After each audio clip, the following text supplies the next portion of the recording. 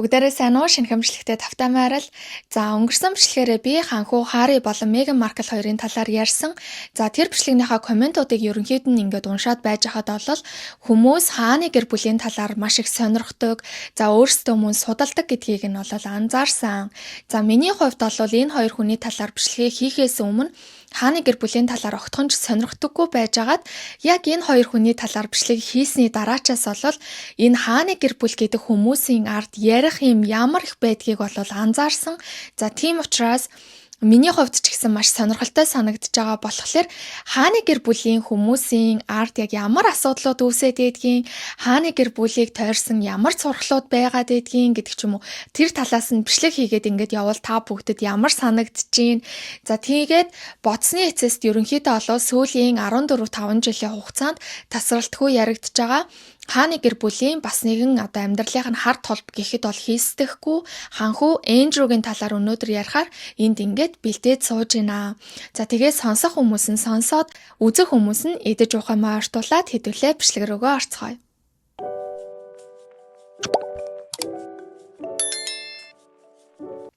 1952 оны 2 сарын 6-ны өдөр. За энэ өдөр олвол гүнж 2 дугаар Элизабет өөрийн нөхөр болох ханхүү Филипптэй цуг эрүүл мэндийн шалтгаантай байгаа аавыгаа буюу 4-р Жорж хааныг төлөөлөн Кен улсад айшлал хийж явж байх үеэр нь 4-р Жорж хаан унтсан чигээрээ таалал төгслөө гэдэг харамсалтай мэдээг хүлээн авсан. За энэхүү мэдээг хүлээж авах энэ үедээ бол гүнж 2 дугаар Элизабет дөнгөж 25 настай. За хоёр хүүхдийн ээж буюу одоогийн 3 дугаар Чарльз хаан болон гүнж Ан нар төрчихсөн байсан үе. Ингээд нэг жилийн дараа буюу 1953 оны 6 сарын 2-ны өдөр Вестминстер Аббейд титэм залах ёслол болж тэрээр аль биесээр хатан хаан болсон байдаг. Үүнээс 7 жилийн дараа буюу 1960 оны 2 сарын 19-ны өдөр 2 дугаар Элизабет хатан 3 дахь хүүгээ үлгээдэн авсан нь ханхүү Эндрю байсан. За ханхүү Эндрюгээ тэнгүүд та бүгд угаасаа шууд хатны хайртай хүүхэд гэд мэдж байгаа байхаа. Учир нь түүнийг төрсөн цагаас эхлэн хэвлэл мэдээллээр хатны хамгийн хайртай хүү болвол ханхүү Эндрю гэдэг байдлаар удаа дараа мэдээлэлж олон нийт ард түмэн болол хатны хамгийн хайртай хүн ханхүү Эндрю гэж ам болооцолтон ярьдаг байсан. За тэгвэл хатан хаан 2 дугаар Элизабет хэр ээж байсан болоо. За тэрээр олвол ирээдүйн улсын хатан хаан гэдэг утгаараа хүүхдүүдтэйгээ энгийн ээж хүүгийн аль эсвэл одоогийн орчин үеийн хааны гэр бүлийн ээж шиг бол байж огтхон ч чадаагүй гэж хүмүүс ярьдаг. За энэ нь юугаар харагдаж ийн вэ гэхээр гүнж Даяна болвол хөвгүүддээ маш их анхаарал халамж тавьдаг. За хөвгүүдийнхаа төлөө бүх зүйлээ зориулдаг. Хүүгүүдтэйгээ маш ойр байхыг хичээдэг байсан гэдгийг би өмнөх бичлэгээрээ ярьж исэн та бүгд ч мэдж байгаа байх. Харин 2 дугаар Элизабет хатан хаан бол урт хугацааны айлчлалын дараа өөрийнхөө 3-4 настай байсан одоогийн 3 дугаар Чарльз хаантай мэдлэгтэй тэрвэрч, үнсэж, сансан сэтгэлээ илэрхийлэх бус харин гар барин мэдчилж байгаа нь хааны гэр бүлийн дүрм журамд баригдаж яг л нөгөө их хүн хүүхдээ өсгөх ёстой гэдэг байгалийн ерөнхий үүргээрээ хүүхдүүдээ өсгсөн гэдэг нь бол үүгээр харагдаж байна гэж бол хүмүүс ярьдгийн байна лээ. За тэгвэл 3 дугаар Чарльз хаан болон гүнж Ан нарыг төрсөн тэр үеэр бол хатан хааны гэр бүлийн үүрэгт ажлаа хүлээгээд авчихсан. За тухайн ажил үүргийн хариуцлага за тэгээд хааны гэр бүлийн дүрм журам гэх мэтчлэн тэр бүгдтэй баригдаж, дарагдаж маш завгүй байсан учраас том хоёр хүүхэдтэй болол төдийлөн анхаарал хандуулж чадаагүй гэдгээ. Гэхдээ ханхүү Эндрю төрсэн цагаас эхлэн бүх зүйл өөрчлөгдсөн. Яагаад гэхээр хатан хаан 2 дугаар Элизабет өөрийн хааны гэр бүлийн үйл ажиллагаа, өөрийн хааны гэр бүлийн хүлээх үүрэг хариуцлага ажил дээр бол хэдийнэ дасал болж туршлагаччихсан байсан учраас хүүхдүүддээ гаргах цаг зав бол зохицуулж эхэлсэн. За тийм ч болохоор ханхүү Эндрю болон түүний дараа төрсэн ханхүү Эдвард нарыг өөрийн том хоёр хүүхдээсээ тэсөөрөөр өсгсөн гэдгийн байна лээ. За энэ ташрамд бол нэг зүйлийг дуртахын зүйтэй байх гэж бодож байна. 2 дугаар Элизабет хатны үед бол хүүхдүүдийгээ насаар нь бус харин хүүсээр нь нин тэргуунд тавих үзэл зөнхөлж ийсэн. За 2 дугаар Элизабет хатан бол 4 хүүхэд төрүүлсэн. За эхний хүүхэд нь бол 3 дугаар Чарльз хаан, 2 дахь нь гүнж Ан, 3 дахь нь ханхүү Эндрю, 4 дахь нь бол ханхүү Эдвард нар байгаа. Гэхдээ хааны гэр бүлд юу гэж авч үздэг байсан гэхээр нэгт 3 дугаар Чарльз, 2-т ханхүү Эндрю, 3-т ханхүү Эдвард, 4-т гүнж Ан гэдэг байдлаар бол хүүхдүүдийгээ эренбэлдэг байсан. За яагаад ингэж эренбэлж дараалуулж байгаа гэдгийг та бүгд надаар хэлэлтгүй бараг ойлгож байгаах гэж би бодож байна. Хэрв 3 дугаар Чарльз хаанд ямар нэгэн зүйл тохиолдсон бол дараагийн угсаа залгамжлах хүн бол ханхүү Эндрю байна. Тэрнээс иш бол гүнж айн байх ёсгүй гэдэг тийм үзэл гэсэн үг. За гэхдээ энэхүү үзэл нь бол 2013 оноос буюу ирээдүйн угсаа залгамжлах ханхүү болох ханхүү Вильямын үеэс эхлэн өөрчлөгдөж эхэлсэн. Ханхүү Вильям бол 3 хүүхэдтэй. За том хүү болох ханхүү Жорж, удаах охин болох гүнж Шарлотт, за 3 дахь нь бол ханхүү Луи байгаа. За тэгвэл энэ үеэс эхлэн буюу одоо энэ 2013 оноос эхлэн хэрвээ ирээдүйд ханхүү Жоржд ямар нэгэн зүйл боллоо гэж бодох юм бол дараагийн угсаа залгамжлах хүн бол гүнж Шарлотт буюу 2 дугаар Элизабет хатны нэгэн адил хатан Шарлотт болох юм аа. За ийм байдлаар бол одоо гэр бүл дотроо эренбэлж эхэлсэн гэсэн үг. Энэ нь бол яг нөгөө орчин үетэйгээ хөл нийлүүлж алхаж байгаагийн нэг илрэл юм болов уу гэж бол харагдаж байгаа. За ингээд ханхүү Эндрюг өмнө нь аав ах хоёр нь суралцж исэн маш хатуу чанга Сахилга Баттай гэдгээр алдартай Шотландын дотор байртай сургуульд суралцсан. Гэвч ханхүү Эндрю болвол хичээл номондоо тийм ч их сайн байгаагүй. За тийм ч болохоор тэрээр бол яг төгсөлтийн шалгалтын дээрээ англи хэл, түүх, улс төрийн 3 хичээлээр шалгалт өгсөн боловч шалгалтын дүнгууд нь дандаа CD байсан. За энэ дүнгууд бол хааны гэр бүлийн хувьд дундаж дүн. За тийм ч учраас тэрээр бол сурлагаараа нэг их гойд гоцгоороод байгаагүй гэдгээр нь бол энэхүү шалгалтын дүнгууд нь илтгэдэг. Мэдээж одоо нэг ханхүү Харри болон Вильям хоёрыг хооронд нь харьцуулж өсгсөн гэж би өмнө нь ярьжсэн да. За түүний нэгэн адил 3 дугаар Чарльз хааныг мөн ханхүү Эндрютэй хооронд нь ингэж харьцуулдаг байсан. 3 дугаар Чарльз хаантай харьцуулахад тэрээр бол хичээл номондоо тэгэж их шамддаггүй. За өстой нэг олон нийтийн арга хэмжээ, спортын арга хэмжээ юу байна тэр болгонд бол маш тийм идэвхтэй оролцдог байсан гэж хэлсэн. Энэ зангаараа тэрээр бол сургуулийнхаа тэр их маш хатуу чанга Сахилга Батад бол маш сайн дасаж сургуулийнхаа хөл бөмбөг крикетийн багт тоглож мөн сургуулийнхаа school captain буюу сургуулийн ахлагч хүртэл болж хүмүүсийг манлайлж эхэлсэн байдгийн мэн лээ. Ер нь нилээн тийм спортод махруу гэж байгаа. Ханхүү Эндрюг ойр дотн байсан хүмүүс болон хааны ордны намтар судлаачид маш их эрх дураараа за юу дуртайгаа хийдэг, өөртөө маш их ихтгэлтэй, нээлттэй, нүүрэмгий, олонний анхааралд байх дуртай, диггүй хүүхэд байсан гэдэг. За диггүй гэдэг нь болохоор зодон хийдэг заримдаа сургуулийнхаа багш нартай би бол ханхүү гэж сануулж хүндэтгэлгүй хандах харьцах тохиолдол бол гардаг байсан гэж ийсэн. Бас мэдээж спортод маш их махруу ялах дуртай хүүхэд байсан гэдгийм бэ лээ. За ингээд энэ сургуультай сурж байгаа тэрээр 1977 онд Канада руу 6 сарын хугацаатаагаар сурагч солилцоогоор суралцсан байна. Ингээд буцаж ирээд мэдээж 3 дугаар Чарльз хаантай харьцуулахад сурлагын хувьд төвшин доогуур өөрөө ч сурах сонирхолгүй хүүхэд байсан учраас хааны нэгэн адил Кембрижийн их сургуульд бол суралцаагүй, за мөн өөр ихтэйд сургуульд ч гэсэн элсэн суралцаагүй байдаг.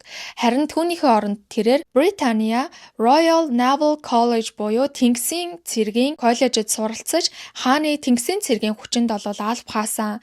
Энэ үеэрээ 1982 онд Фолкландын дайнд туслах нисгэгчээр оролцож байсан юм байна лээ.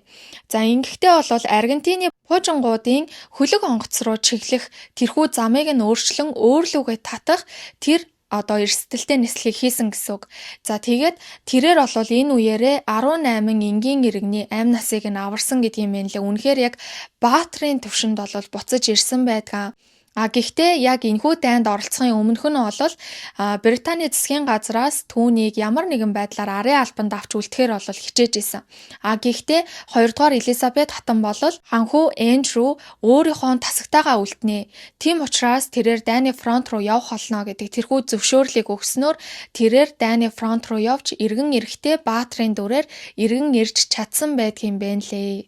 Энэ нь түүний амьдрал дахь хамгийн бахархалтай түүхүүдийн нэг боловч ханхүү Эндрюг гэрийн үйлчлэгчдээс эхлэн шат шатны ажилчид, түүний хуучин найзууд, ойр тойрны хүмүүс түүнийг харьцахад маш их хэцүү хүн гэж тодорхойлдог. За зарим хүмүүс бол ханхүү Эндрю хүнийг хамгийн дургүй гэх бүхий л зан чанарыг өөртөө агуулчихсан байдаг хүн. Тийм учраас би түүнд дургүй. Энэ бичлэгийг яг одоо үзэж байгаа таны хувьд ч гэсэн ханхүү Эндрю таны амьдралдаа хизээч уулзахыг хүсэхгүй тэр хүн чинь байх болно гэж хэлжсэн хүн хүртэл байсан. Одоо нэг нийгэмд ийм байдаг штэ. Өөрөөсөө ахмад насны хүнтэй хүндэтгэлтэй харьцсан, эмэгтэй хүнтэй хүндэтгэлтэй харьцсан, ер нь хүмүүстэй нэг хүндэтгэлтэй харьцах нийгмийн бичигдээгүй хуулиуд байдаг да. За тэр бүх хуулиуд бүгдийг авч хаяа гэж бодъё. Зөвхөн надтай яг хүн шиг харьцаасаа гэж та хүсчихвэл нэг бол та хааны гэр бүлийн гишүүн байх ёстой, аль эсвэл та түүний зугаацдаг, түүний уулзаж учирдаг тэр хүүхнүүдийнх нь нэг байх ёстой гэж хэлж байгаа байхгүй юу? Тэрнээс бусад хүмүүстэй бол үд хорхой мэт харьцдаг. За түүнээс гадна тэрээр бол өөрийгөө ямар чухал хүн бэ гэдэгтээ бүр донтчихсан нэг ингэж аа. Хааны гэр бүл хүүхдүүдээ яг ямар хүмүүжлэр өсгдгийг нь бид нар бол мэдэхгүй. Гэхдээ олон нийт энэ талаар юу гэж яриад байдаг гэхээр хааны гэр бүлд хэн дуртай төрөхгүй. За тийм учраас чи хааны гэр бүлд төрсөн байна. Тэр утгаараа чи энэ гадуур алхаж байгаа сая хүмүүсээс хамаагүй илүү үнцэнтэй, хамаагүй илүү чухал хүн гэдэг ойлголтыг төрсэн цагаас нь эхлэн ойн тойнд нэвт суулгасан байдаг учраас энэ зангаасаа үүдэн хааны гэр бүлийн зарим гишүүд бол сүүлдээ бүр увайгүй болж эхэлдэг гэж аа. За түүний хамгийн том жишээ нь бол энэ ханхүү Эндрю байгаа. Ханхүү Эндрю болвол нөгөө нэг би өмнөх бичлэгээр ярьж байсан штэ. Харри Меган Маркл юу хүсэн түүнийгээ авнаа гэж нэг томорсон ингээд. За тэгвэл ханхүү Эндрю болвол би юу хүсэн түүнийгээ аавна гэдгийг үнэхээр утгаар нь мэдрүүлдэг байсан гэж аа. Тэрээр хин хүснээр нь юу дуртайгаа хийлэгдэг. За ингээд хийхгүй хүслийг нь дагахгүй болвол түүн рүү маш ихээр ингэж уурлаж, загнаж, бухимдаж би ханхүүчин байна. Би хатны хамгийн хайртай хүн байна. Намайг ямар ч юм хийсэн хатан хаан болол өмгөөлн хамгаална миний талд байна. Эцэст нь чийл хохрын шүү гэдэг байдлаар ажилчдыг бүр иргэшээлтэд оруулдаг байсан гэж байгаа. Үүнийхээ хажуугаар шоучин. Маш их хэмжээний октоодтай уулзаж, октоодтай болов шалтан нүцгэн даруулц завин дээр янз бүрийн зураг папарацуудад даруулдаг, хааны гэр бүлийн нэр хүндэд сэв суух бүхий л зүйлийг хийдэг байсан. За энэ шоучинтай холбоотойгоор нь штэ тий. Хааны гэр бүлийн хамгийн ойрын, хамгийн хувийн гих харш байдаг юм байна л да. За энэ хүү харшиг болвол Сандрингхэм харш гэж байсан. За энэ харш нь болвол яг хаан ширээг залгамжилж авах үеийн буюу 4 үеийн хаан ширээ залгамжлагчид амьдарч исэн тийм эмзэг нандин хааны эзэмшлийн одоо харш байдаг юм байна. За энэхүү харшд нь буудлагын үйлчлэг зохион байгуулна гэж зохион байгуулчих. За тэгсэн чинь ажилчдын нүдийг орой дээр гаргасан зүйл юу байсан гэхээр нөгөө нэг буудлагын үйлчлэгч нь бүр ингээд тэр олон өрөөгөөр дүүрэн маш их хэмжээний бэлгэвчүүд, маш их хэмжээний тосолгооны бүтээгдэхүүнүүд, маш их хэмжээний эд хэрэглүүрүүд байсан нь ажилчдын нүдийг бүр орой дээр нь гаргаж исэн гэж аа. За ер нь нэг иймэрхүү байдлаар ханхүү Эндрю болвол зам байдлын хувьд доголдолтой яг ямар хүн бэ гэдгийг нь та бүгд угаасаа ойлгоод авсан байх гэж бодож байна. Ингээд үргэлжлүүлээд 1986 оны 7 сарын 23-ны өдөр Westminster-ийн сүмд Sarah Ferguson гэх нэртэй хүмүүс олол Fergie гэж дууддаг язгууртан айлын охинтой гэр бүл болсон. За Sarah болвол гүнж Diana-тай холын хамаатнууд байсан хэдий ч багаасаа маш тийм дотн сайн найзууд болон өссөн. Тийм ч болохоор ханхүү Эндрю болон Сара хоёрыг гүнж Diana танилцуулж, зуучилж ингэж хооронд нь бол танилцуулснаар энэ хоёр маань гэр бүл болсон гэдгийм байна лээ. Сараг хааны гэр бүлд орсон цагаас эхлэн гүнж Diana-гаас илүү Сарад сайн байсан. Яагаад гэхээр Сара бол яг л ханхүү Эндрюгийн нэгэн айдал морь унах дуртай, ер нь спортод дуртай, хөдөлгөөнтэй, маш тийм эрч хүчтэй хүн байсан учраас за энэ хоёр бол яалтчгүй төгс ос болно гэж 2 дугаар Элизабет хатанч дээр 3 дугаар Чарльз хаанч дээр хин нь найдаж исэн гэдгийм байна лээ. За ингээд гэрлэлтэд батлуулаад ханхүү Эндрю болон Sarah Ferguson хоёрт Duke and Duchess of York гэдэг тэрхүү цолыг болол өгсөн байгаа. York-ийн гүн болон York-ийн гүнгийн хатагтай гэдэг тэр одоо цолыг нь болол өгсөн байгаа. За энд бас нэг сонирхолтой тэм нэг цуу яриа байдгаа. Мэдээж цуу яриа гэдэг утгаараа батлагдаагүй гэдгийг бол та бүгд ойлгож байгаа байх. Заавал цуу яриа болгон батлагдах ёстой ч биш те. Ямар ч хэсэн нэг юм цуу яриа байдгийм мэлээ тэрнийг бол та бүгдэд хэлээд өгье. Юу гэхээр энэ ханхүү Эндрюгийн болох ханхүү Филипп бэ штэ те. Одоо энэ гэрэлцэн байгаа эхнэрийнх нь буюу Сара Фергюсоны ээжтэй явуулддаг байсан, нууц амаргийн харилцаатай байдаг байсан гэдэг тийм цуурхал байдгийм байна лээ. Тэр хоёр ийм нууц амаргийн харилцаатай байх үед нь бол Сара жоохон байсан. Яг тэр үед нь бол ингэж явуулддаг байсан гэдэг тийм цуу яриа байдгийм байна лээ. Үнэхээр үнэн бол бас эвгүй агааз. Эвгүй. За ингээд 1988-1990 онд Беатрис болон Южин гэх хоёр охинтой болсон. За ингээд хоёр охинтой болоод төд удалгүй бага охин нь 2 настай байхад нь буюу 1992 онд ханхүү Эндрю болон Сара хоёр хинхэнэн тустай амьдарч яванда 1996 онд бол албан ёсоор салсан байдаг. За цаашид бол энэ хоёр охиныхын талаар дэлгэрэнгүй ярихгүй учраас энэ үед тодорхой мэдээллүүдийг бол өгчий гэж бодож байна. За ханхүү Эндрю болол хоёр охиныхоо асуудлаар 2 дугаар Элизабет хатан болон ханхүү Филипп хааны гэр бүлийн гишүүдтэй олон жилийн хугацаанд удаа дараа маргадаг. За яг ямар асуудлууд дээр маргадаг гэхээр нэгт бол хоёр охиндоо яг тэр хааны гэр бүлийн гишүүдийн гүйцэтгэдэг үүргийг гүйцэтгүүлээд улсаас тэтгэмж авдаг, хааны гэр бүлээс тэтгэмж авдаг болгохоор тэр их эрх ямб, тэр их цол хэрэгэмгийг нь бол олгуулахаар шаарддаг байсан юм лээ. За энийг нь бол 3 дугаар Чарльз хаан угаасаа ханхүү байх цагаасаа эхлэн эсэргүүцэжсэн.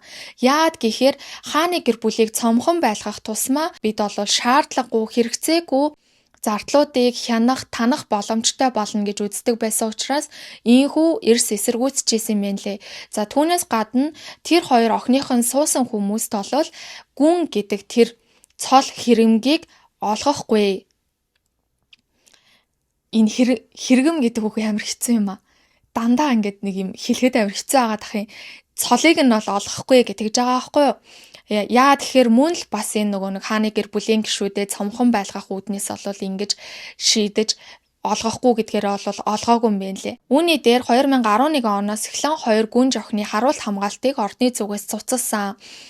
Зөвхөн 2 гүн жохны харуул хамгаалтал гэхэд жилдээ 500 мянган фунт стерлинг зарцуулагдж байна. Хэрвээ октоудаа хамгаалахыг хүсэх юм бол ханхүү Эндрю өөрийнхөө хувийн мөнгнөөс тэр хамгаалтын газруудыг бол санхүүжүүлээд октоудаа хамгаалж болно. Тэрнээс бол ордны зүгээс инхүү цуцалж гинэ гэд ингээд цуцалсан байдгийм байна лээ. Мөн тэгээ сүүлд нь бол ханхүү Эндрю юу гэж маргадаг байсан гэд тэгэхээр хоёр охиныг нь яг л ирээдүйн угсаа залхамжлах ханхүү Вильямд яаж ханддаг тэрнтэй яг ижил төвшөнд хандах ёстой.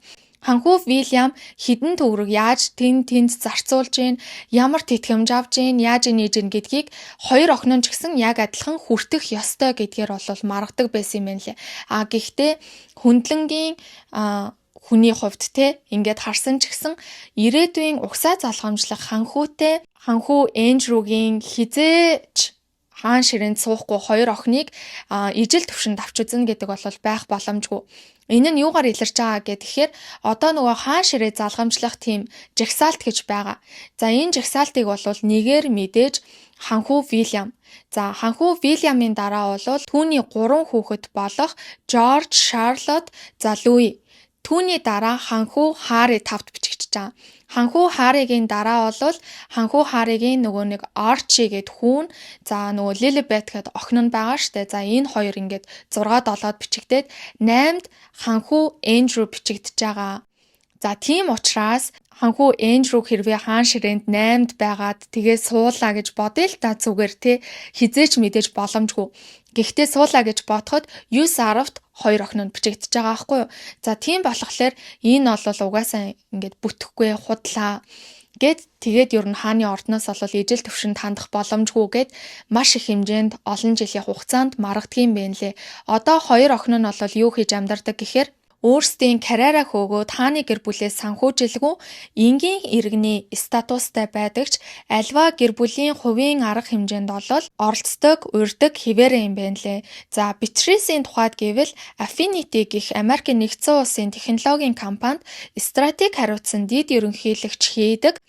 За Италийн гүн болох Эдуардо Мози гэх язгууртан гаралтай бизнесмен залуутай суусан. За ингэхдээ болвол мэдээж одоо Италийн гүнтэй суусан учраас Италийн гүнгийн хатагтай болсон. Гэхдээ Английн зүгээс бол ямар нэгэн байдлаар гүн гэдэг тэр цол хэрэгмийг хүртээгүй. За Eugenie-гийн тухайд гэвэл Лондонд байрлах Hauser and Wirth гэх нэртэй галерейд захирлын албан тушаал ашдаг язгууртан гаралтай Jack Brooksbank гэх хүнтэй суусан. Энэ Jack нь болохоор үйл хөдлөх хөрөнгийн хөгжүүлэлтийн чиглэлээр тансаг зэрэглэлийн төслүүд дээр ажилладаг гэжсэн. За тэгээд хин нь бол ордны зүгээс улсаас санхүүждэггүй өөрсдийнхөө одоо амьдралыг ингэж карьераа хөөгөөд авч явж байгаа юм байна лээ. За буцаад хэдүүлээ ханхүү Эндрю болон Сара хоёрын салж байгаа хэсэг рүү буцах шаардлага үүсээд байна. Нэрээ энэ дээр нөгөө нэг та бүгд гайхчихж магадгүй те. Энэ Сара Ferguson гэх нэрийг хармагцаал хүүе наа чи нөгөө нэг Jeffrey Epstein-ийн файл дээр нэр нь дурддагдаад байсан хүн мөн үү гэж бодож гайхчихж магадгүй. Тэгвэл тэр хүн чинь мөн шүү мөн. За энэ Сара болвол яг Meghan Markle-ийн нэгэн айдал өөр нэг бүлгэн гэхэд бол хэлсдэхгүй. Үнэхээр ийм олон бүлэгтэй кино болвол өөр нэг бүлгэн гэхэд бол хийлсдэхгүй. За ингээд Сара болвол яг Meghan Markle-ийн нэгэн айдал хааны гэр бүлийн нэр хүндэд сэв суулгаж хааны гэр бүлийг тойрсон маш олон тийм томоохон дуйлан шуугануудын эзэн болсон хүн байгаа. Мэдээж Jeffrey Epstein-тэй холбогдсон тэрхүү хэргийг нь ярихаас өмнө яг ямар том дуйлан шуугануудын эзэн болж исэн талаар ярих нь зүйтэй ах гэж бодож байна. За эхний асуудал бол 1992 оны хэрэг. 1992 оны 3 сараас эхлэн ханхүү Эндрю болон Сара хоёр бол дөнгөж тустай амьдраад эхэлж исэн үе. Гэхдээ аль биесээр салаагүй байсан. За ингээд салаагүй байж байхдаа тэрээр бол Францын өмнөд хэсэгт аялаад явж ижилтэй. Ингэхдээ өөрийнхөө санхүүгийн зөвлөх болох John Bryan гэх залуугаар өөрийнхөө хөлийг долоолгож, үнсүүлж, хөхүүлж байгаа тийм зургууд нь папараццуудад авагдсан байдгийм байна лээ. Тэр үедээ бол 50 орчим зураг ил гарсан гэж байгаа байхгүй юу? Цацагдсан. Гэхдээ хамгийн анх тэрхүү зураг яаж цацагдсан гэхээр Daily Mirror гэх нэртэй сонины тэргүүн нүүрэн дээр буюу сонины нүүрэн хэсэгт Сара болон John Bryan хоёрын яг тэр хөл гарыг нь тэгж байгаа тэр зураг нь бол тавигдсан.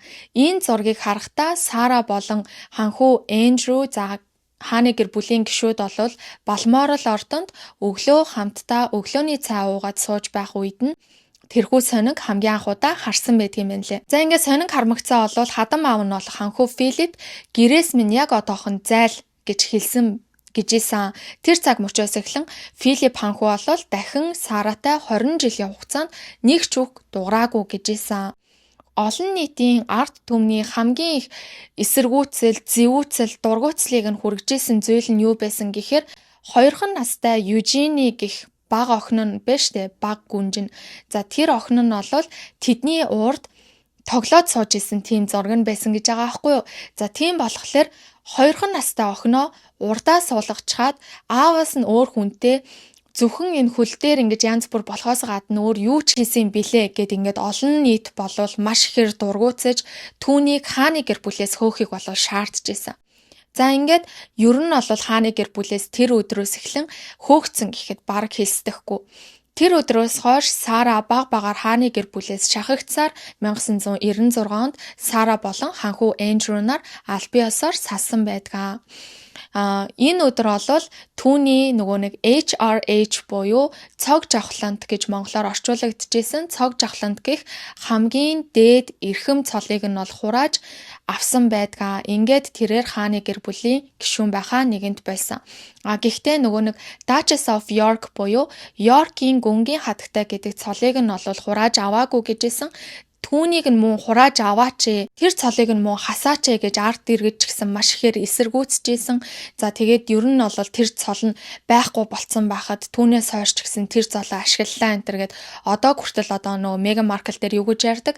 Яг тэр хിവэрэ хүмүүс тэгж ярьдгийн бэ лээ. За ингээд энэ салтанд дан ганц Сарагийн тэр гэр бүлээс гадуурх явдал нөлөөсөн үү гэвэл бас үгүй гэдэг байгаа байхгүй юу? Жилийн 365 хоногийн 40 өдөр нь ханхүү Эндрю гэртээ үзэгддэг. Түүнээс бусад үед нь олвол ажилтай байна, хааны гэр бүлийн үүрэгт ажил, бла бла бла гэдэг ердөөсөө гэр орондоо үзэгддэггүй.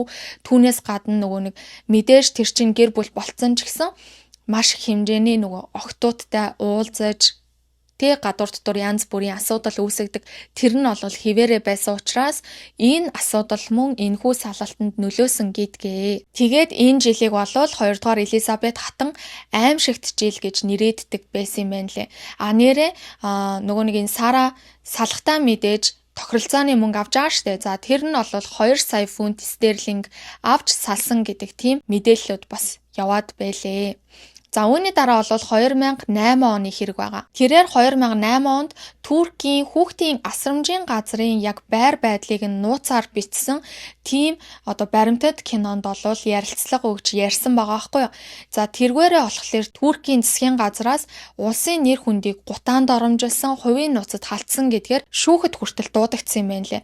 Үүнд нь бол Британий засгийн газраас хөндлөнгөөс оролцож иж энэхүү асуудлыг намдаасан гэж ийсэн. Үүний дараа 2010 онд News of the World гэх сонины сэтгүүлч өөрийгөө маш баян нууц бизнесмен гэж танилцуулаад Саратай уулзсан. За ингээд нууцаар уулзахтаа бол тэрээр нууц бичлэг хийжсэн. Ингэхдээ Сара юу гэж ярьж байсан гэхээр чи надад 500,000 фунт стерлинг өгчихөө. Тэгхийн бол би чамайг өөрийнхөө салсан нөхөр болох ханхүү Эндрютэй уулзуулаад өгье. Үүд хаалгач чинь шууд нээгднэ гэд гар барьж байгаа тийм бичлэг нь бол гарч ирсэн.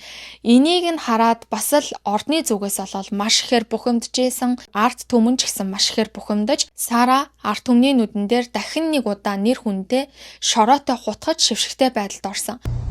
500,000 pounds when you can to me open doors. Prince Andrew. Yeah. Is that a deal? Yeah. Үүний дараа жилээс буюу 2011 онд ирээдүйн угсаа залгамжлах ханхүү болох Вильям болон Кейт хоёрын хурин болоход ханхүү Эндрю болон хоёр охиныг нь урьсан ч гэсэн Сараг бол урайгүй. За энэ нь бол түүнийг хааны ордны хар чагсаалтанд оруулсан байна гэдгийг нь илтгэж байна гэж бол хүмүүс ярьдаг. За үүний дараа 2016 оны Панамын баримтын хэрэг байгаа. Тэр үед татвараас зайлсхийх зорилгоор офшор бүсэд бүртгүүлсэн компаниудын нэрс дотор Сарагийн нэр мөн дурддагдсан. Түүнийг офшор банк ашиглан санхүүгийн гүйлгээ хийсэн гэж сэжгэлж ийсэн. За тэр үед бол Сара маш их хэмжээний өртөө байсан бөгөөд түүний санхүүгийн зөвлөхүүд түүний үрийг барагдуулан орлогыг нь хамгаалахын тулд ийм арга хэмжээ авсан гэж тайлбарласан. Гэсэн ч эрүүгийн хэрэг бол үүсгээгүй юм байна лээ. Гэхдээ нөгөө талд бол арт түмний дунд түүний нэр хүнд улмал шороотой хутгалцаар улмал унсаар байсан. Английн хуулиндаа болвол миний ойлгосноор офшор бүсэд компанитай байх нь гэмт хэрэгт тооцогддоггүй хууль зөрчсөн үйлдэл биш. Хамгийн гол нь татвараас зайлсхийсэн үү гэдг л чухал гэж байгаа. За тэгвэл түүний төлөөлөгч нар Сара үргэлж татвараа хариуцлагатайгаар төлж исэн нэг ч удаа татвараас зайлсхийж байгаагүй. Ерөөсөө хууль бус зүйл хийх тийм сэтэл агуулаагүй гэдэг зүйлийг мэдэгдэж байсан юм байна лээ. Тэгээд ямар тач эцэст нь олвол түүнийг шалгаж эрүүгийн хэрэг нэг шаардлагагүй байна гэж үзээд түүнд ямар нэгэн хариуцлага тооцоогүй. Гэхдээ одоо болвол хууль нь маш их чангарч байгаа. Хэрвээ хин нэгэн офшор бүсэд ямар нэгэн байдлаар компани нээх юм бол заавал жинхэнэ эзнийг нь бүртгүүлдэг болсон. За түүнээс гадна хааны гэр бүлийн гишүүн байна уу, энгийн иргэн байна уу, хинж байсан бай. Хин нэгэн маш хэмжээний хөрөнгө мөнгө гаргаж ирээд за түүнийхээ их усүрийг нь тайлбарлаж чадахгүй болвол хууль хяналтынханд тухайн эд хөрөнгийг битүүмжлэх эрхийг нь олгож дэлхийн 100 гаруй улсуудын банкуд хоорондоо мэдээлэлээ солилцох тэр нэвтрхий системийг нэвтрүүлж эхэлсэн. Ингэснээр офшор бүсэд хин нэгэн данс нийлээл олвол Британий татварын албанд шууд мэдээлэл нь ирдэг болсон юм байна лээ. Түүнээс гадна 3 дугаар Чарльз хаан хааны гэр бүлийн гишүүдийн орлого зарлага тэр болгоныг нь бол ил тод хяналттай за тэгээд шаардлагагүй зардлуудыг бол бүгдийг нь хянаж байгаа тийм бодлого баримталж байгаа гэж би өмнө нь хэлсэн шүү дээ. За тэгвэл 3 дугаар Чарльз хаан бол Зөвхөн хааны гэр бүлийн гишүүд биш, за хааны гэр бүлийн гишүүдтэй гэр бүл болоод салсан, нийсэн бүх хүмүүсийн шаардлагагүй зардлуудыг танах, хянах гэдэг бодлогынхаа хүрээнд олвол хуулиа улам чангалсаар байгаа юм байна лээ. За үргэлжлүүлээд хэдүүлээ Jeffrey Epstein-ийн файлтай энэ Сара хэрхэн холбогдож байгаа талаар бол ярьцгаая. Ханхүү Andrew-гийн хамгийн том хохирогч болох Virginia Giuffre гэх эмэгтэйг та бүгд мэдж байгаа. 17 наснда ханхүү Andrew-тэй танилцаж 3 удаа албатан бэлгийн харилцаанд орсон гэдгийг бол өөрөө ярьдаг. За тэгвэл тэрээр өөрийнхөө дурсамж ном байгаа нөгөө Nobody's Girl билүү тэр ном баха би нэрийн зөв санаж байгаа бол тэр ном за түүнээс гадна шүүхэд өгсөн мэдүүлэгтээ хүртэл Сараг дурдсан байдаг. За Сараг юу гэж дурдсан байдаг гэхээр түүний хэлж байгаагаар Jeffrey Epstein болон Сара нар бол маш дотн байсан. Ханхүү Andrew болон Сара хоёр хин нь арал за тэгээ Jeffrey Epstein-ийн тэр Нью-Йоркийн харш одоо энэ тентхийн харшуудтэй тэднэр дээр нь бол явж исэн хэд хэдэн удаа харсан. Гэхдээ Сара бол охтууд авчирдаг. За охтуудтай янз бүр болдог, хүүхдүүдэд янз бүрийн зүйл хийдэг, бэлгийн хүчирхийлэл үйлддэг гэж бол огтхонч хэлээгүй. Сара харагдах үедээ юу хийдэг байсан гэхээр ихэвчлэн Ghislaine Maxwell болон Jeffrey Epstein хоёртой маш тийм санхүүгийн нарийн ширийн зүйлсүүдийг яриад сууж байгаа нь бол харагддаг байсан. Санхүүгийн хувьд маш их хэмжээний тийм зөвлөгөө авч байгаа нь бол харагддаг байсан гэж хэлсэн. Гэхдээ Virginia-гийн хэлж байгаагаар бол ханхүү Andrew бол угаасаа юу хийж байгаагаа бол бүгдийг нь мэдж байгаа. Гэхдээ Сара бол тэр охтуудад тэр хүмүүс юу хийж байгаа гэдгийг хүндлэнгөөс ажиглахгүй байх, анзаарахгүй байх ямар ч боломж байхгүй. Тэр ч гэсэн энэ бүхний гэрч гэдэг тийм санааг бол өгсөн байдгийн юм лээ. Тэднийг үнэхээр бие биентэйгээ дотн байсан. За Jeffrey Epstein болон Ghislaine Maxwell-ийн хүрээлэлд энэ Сара байсан гэдгийг болол Jeffrey Epstein-ийн хар дэвтэр гэж байгаа байхгүй. Тэр хар дэвтэр дээр нь бичигдснээр за түүнээс гадна нислэгийн тэмдэглэлүүд дээр бичигдснээр болол батлагдаж байгаа. Түүнээс гадна 2011 онд Сара болол Jeffrey Epstein-ээс 15,000 фунт стерлинг авсан нь ил болсон. Үүнийгээ өөрийн хувийн туслахын өрийг дарахад ашигласан гэж тайлбарладагч өөрөө бол тухайн үедээ 5 орчим сая фунт стерлингийн өрөнд орчихсон байсан гэж хэлсэн.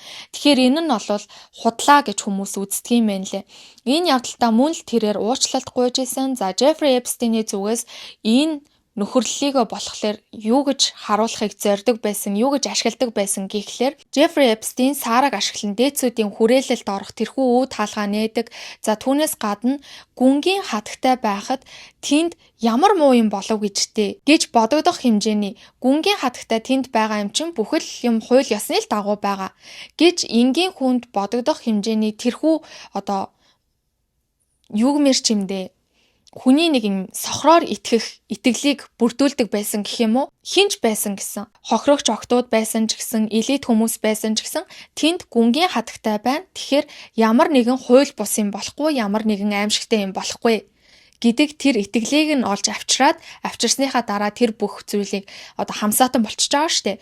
За ингэж болвол өөрийнхөө хүрээллийг улам зузаатгаж, өөрийнхөө хүрээллийг улам тэлдэг байсан гэж болвол хүмүүс тайлбарлаж ярьдаг юм байна лээ. За тэгээд нэг ийм л хүнтэй суусан байна да. Та бүгд бас юу гэж бодож гин. За тэгээд энэ хүнтэй суучаад хэдийгээр энэ хоёр нэг хэсэг тустай амьдраад албан ёсоор ингээд салж байгаа штэ.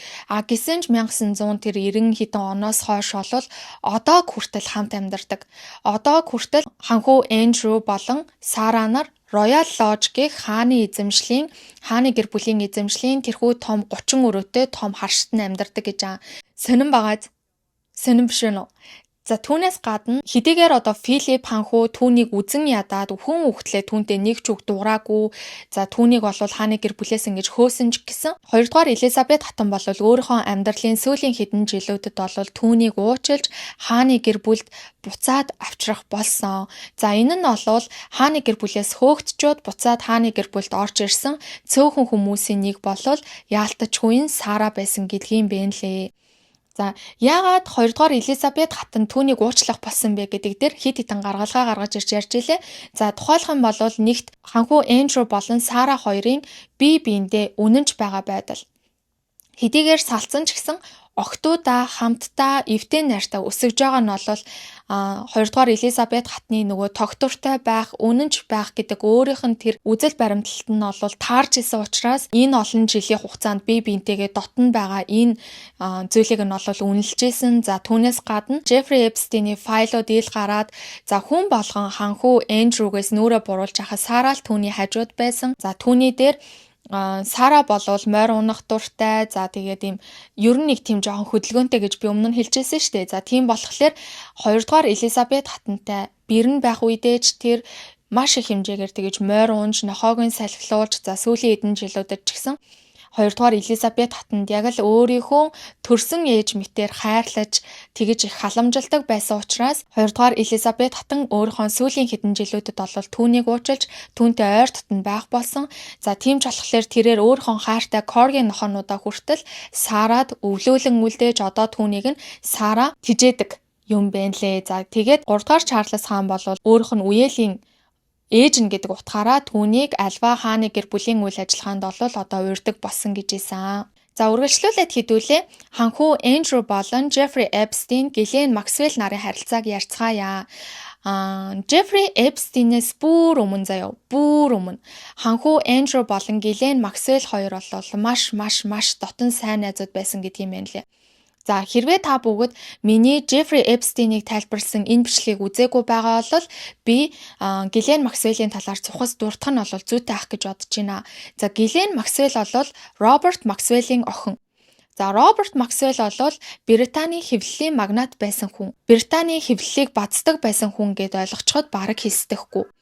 Тэрээр олвол охиноо багаас нь дагуулад өөрийнхөө тэр өндөр дээд албан тушаалтай хүмүүс элитүүдийнхаа хүрээлэлд оруулж охиныхоо хүрээллийг бол багаас нь бүрдүүлж исэн. Ghislaine ч гэсэн өөрөө харилцааны маш өндөр мэдрэмжтэй ур чадвартай байсан учраас багаасаа бол өөрийнхөө хүрээллийг бүрдүүлж исэн гэдэг юм байна лээ.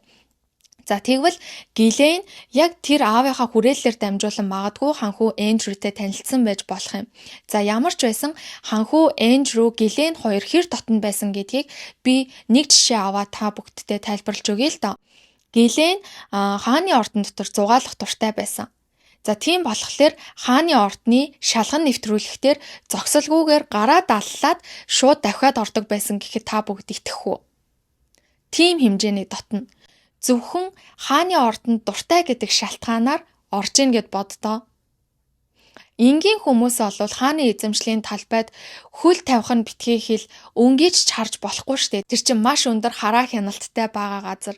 Магадгүй өнгийж янз бүр болж байгаа гимтэж бэртэх эрсдэлж үүсхийг үгүйсэхгүй. Гэтэл хааны ордны дүрм журам, аюулгүй байдлын дүрм журам, хууль хяналтынхны дүрм журам гэх мэтлэн маш олон дүрм журам протоколыг зөрчим байж Ghislaine Maxwell-ийг зүгээр л оруулдаг байсан гэж байгаа. Яагаад гэхээр эдгээр хүмүүс, эдгээр ажилчид ханхүү Andrew-гийн урьсан тухайн зочин нь одоо Ghislaine Maxwell байна уу, өөр охид хүүхнүүд хэн байдгийм бэ? Тэр хүмүүсийг оруулахгүй болох юм бол энэхүү дүрм журмаа зөрчснөөс илүүтэйгээр тэрнээсээ ээсэн юм болдог. Ханхүү Andrew гарч ирээ тэдэн рүү хашгичээж, занчиж одоо ердөөсөө ингэж дээрлэхэж иргэшээлтэй оруулж тэгсээр агаад энэ дүрм журмыг бараг зөрчсөн дээрдээ гэж бодоход хүргэдэг байсан гэж байгаа байхгүй. За тийм дотн хүмүүс байжээ. Ингээд 1999 онд Ghislaine Maxwell өөрийнхөө найз залуу болох Jeffrey Epstein-ийг ханхүү Andrew-тэй хамгийн анхудаа танилцуулсан байдгийн байна. Гэхдээ хэдийгээр 1999 онд хамгийн анхудаа танилцуулсан гэж яригддаг хэдий ч 1998 онд нөгөө нэг ханхүү Andrew-гийн экс эхнэр болох Сара байж тээ. Сара Ferguson 1998 онд Lolita Express сууж исэн нислэгийн тэмдэглэл байдгийн байна лээ. Тийм болохоор магадгүй түүнээс өмнө ч танилцж исэн байж магадгүй гэж болол олон нийт харддаг. За тэгэл танилцсан цаг мөчөөсөө эхлэн өөр хоорондоо маш их ойр дотн байнгын холбоо харилцаатай, байнгын уулзалтаж байгааг нь бол юугаараа батлагддаг гэхээр нислэгийн тэмдэглэлүүд. За түүнээс гадна зургууд, тэдний хоорондын хуучин найз нөхдүүд, Jeffrey Epstein-ийг гэрээр зочилж исэн зочдууд, тэдний тэмдэглэлүүд болон ярианууд зэргээр бол батлагддаг. Ингээд 2001 оноос эхлэн тэд бол бүр танилцсан цаг мөчөөсөө илүүтэйгээр өөр хоорондоо холбогдож хамт байх болсон. За энэ 2001 оноос эхлэн яагаад тэгэж их сүжрэх болсон гэхээр 2001 онд ханхүү Эндрю нөгөө нэг хааны гэр бүлийн тэнгисийн цэргийн албанд хүчин зүтгэжсэн шүү дээ. За ингээд 20 жил аль пасны эцэст тэрээр 2001 онд тэтгэвртэй гарсан байдаг юм байна. За ингээд тэтгэвртэй гармагцсан 2 дугаар Элизабет хатан болвол түүнд Британий худалдааны элч гэдэг тэрхүү албан тушаалыг бол өгчээсэн гэсэн. За ингээд өндөр албан тушаалтай болчлоо. За энэ цаг мөчөөс эхлэн тэд болвол илүү дотн нөхөрлөх болсон. Британий худалдааны элч гэдэг чинь ямар том өндөр албан тушаал байх вэ гэдгийг та бүгд угаасаа мэдж байгаа бах. Маш их хэмжээний ашиг сонирхлын зөрчил үүсэх боломжтой, маш их хэмжээний ашиг сонирхол орох боломжтой тийм албан тушаал байгаа. Ингээд энэ албан тушаал дээр томилогдох үедээ бол ханхүү Эндрю 40 настай байсан юм. За ингээд 2011 онд Джеффри Эпстейний хэрэгүүд гарах хүртэл бол энэ албан тушаал дээр ажиллаж исэн. Гэхдээ энэ 2001-ээс 2011 оны энэ 10 жилиг бол ханхүү Эндрюгийн дунд насны хямралын он жилүүд гэж бол хүмүүс нэрлэдэг юм бэ нэлээ. Тэгэж нэрлэх болтол нь тийм амар байсан гэд ойлгочиход бол баг хэлсдэхгүй заяа. Ажилдаа маш хойрог залхуу байсан юм байна лээ. За энэ нь бол энэ албыг хашиж байх үедээ хэр их хэмжээнд чөлөө авсан гэдгээр нь харагдана гэдэг байгаа байхгүй юу? Маш их хэмжээгээр чөлөө авдаг байсан. Ингэхдээ бол хүндэтгэн үзэх шалтгаан биш. Зүгээр л гольф тоглох, зүгээр л Джеффри Эпстейн болон Гиллен Максвелл хоёртой зугаацахын тулд ажлаасаа чөлөө аваад хэдэн өдрөөр ч хамаагүй алга болчдөг. За энэ алга болох үедээ бол Джеффри Эпстейн болон Гиллен Максвелл хоёрын тэр том харшууд дээр, тэр том арлууд дээр, тэр даруулц зайв, тэр хөлөг онгоц одоо тэр хувийн нисдэг онгоцоор нь явж зугаацаж ингэж өнгөрөөдөг байсан гэж байгаа байхгүй юу. За тэрч бүхэл Нью-Йорк дахь Джеффри Эпстейний нөгөө 6 давхар 7 давхар том харш байгаа штэ. За тэр харшд нь бол зөвхөн ханхүү Эндрю болон Сара хоёр өөрсдөө л байрлах боломжтой Братиния Suite гэх нэртэй тийм өрөөтэй хүртэл байсан гэж байгаа байхгүй юу. Тэгэхээр Джеффри Эпстейний харшид өрөөтэй байх хэмжээнд хүртлээ тэгэж их ойр дотно. Тэгэж их хугацааг тэнд өнгөрөөдөг байсан байна. За хэрвээ та бүгд сонссон бол сая 2025 оны 8 сард Британий түүхч зохиолч Лауни Эндрю нэгэн ном гаргасан. За энэ ном нь бол entitled The Rise and Fall of the House of the Yorks гэх нэртэй номыг олон жилийн турш ордны ажилчдаас эхлэн хэдэн зуун янз бүрийн хүмүүстэй ярилцлага хийж судалж олон тооны нотлох баримтан дээр тулгуурлан байж ийм ном бичиж гаргасан байдгийн байна. За хүмүүсийн ярьж байгаагаар бол энэ ном зүгээр нэг хэвлэл мэдээллийн мэдээллүүд шар мэдээн дээр тулгуурлан босаагүй.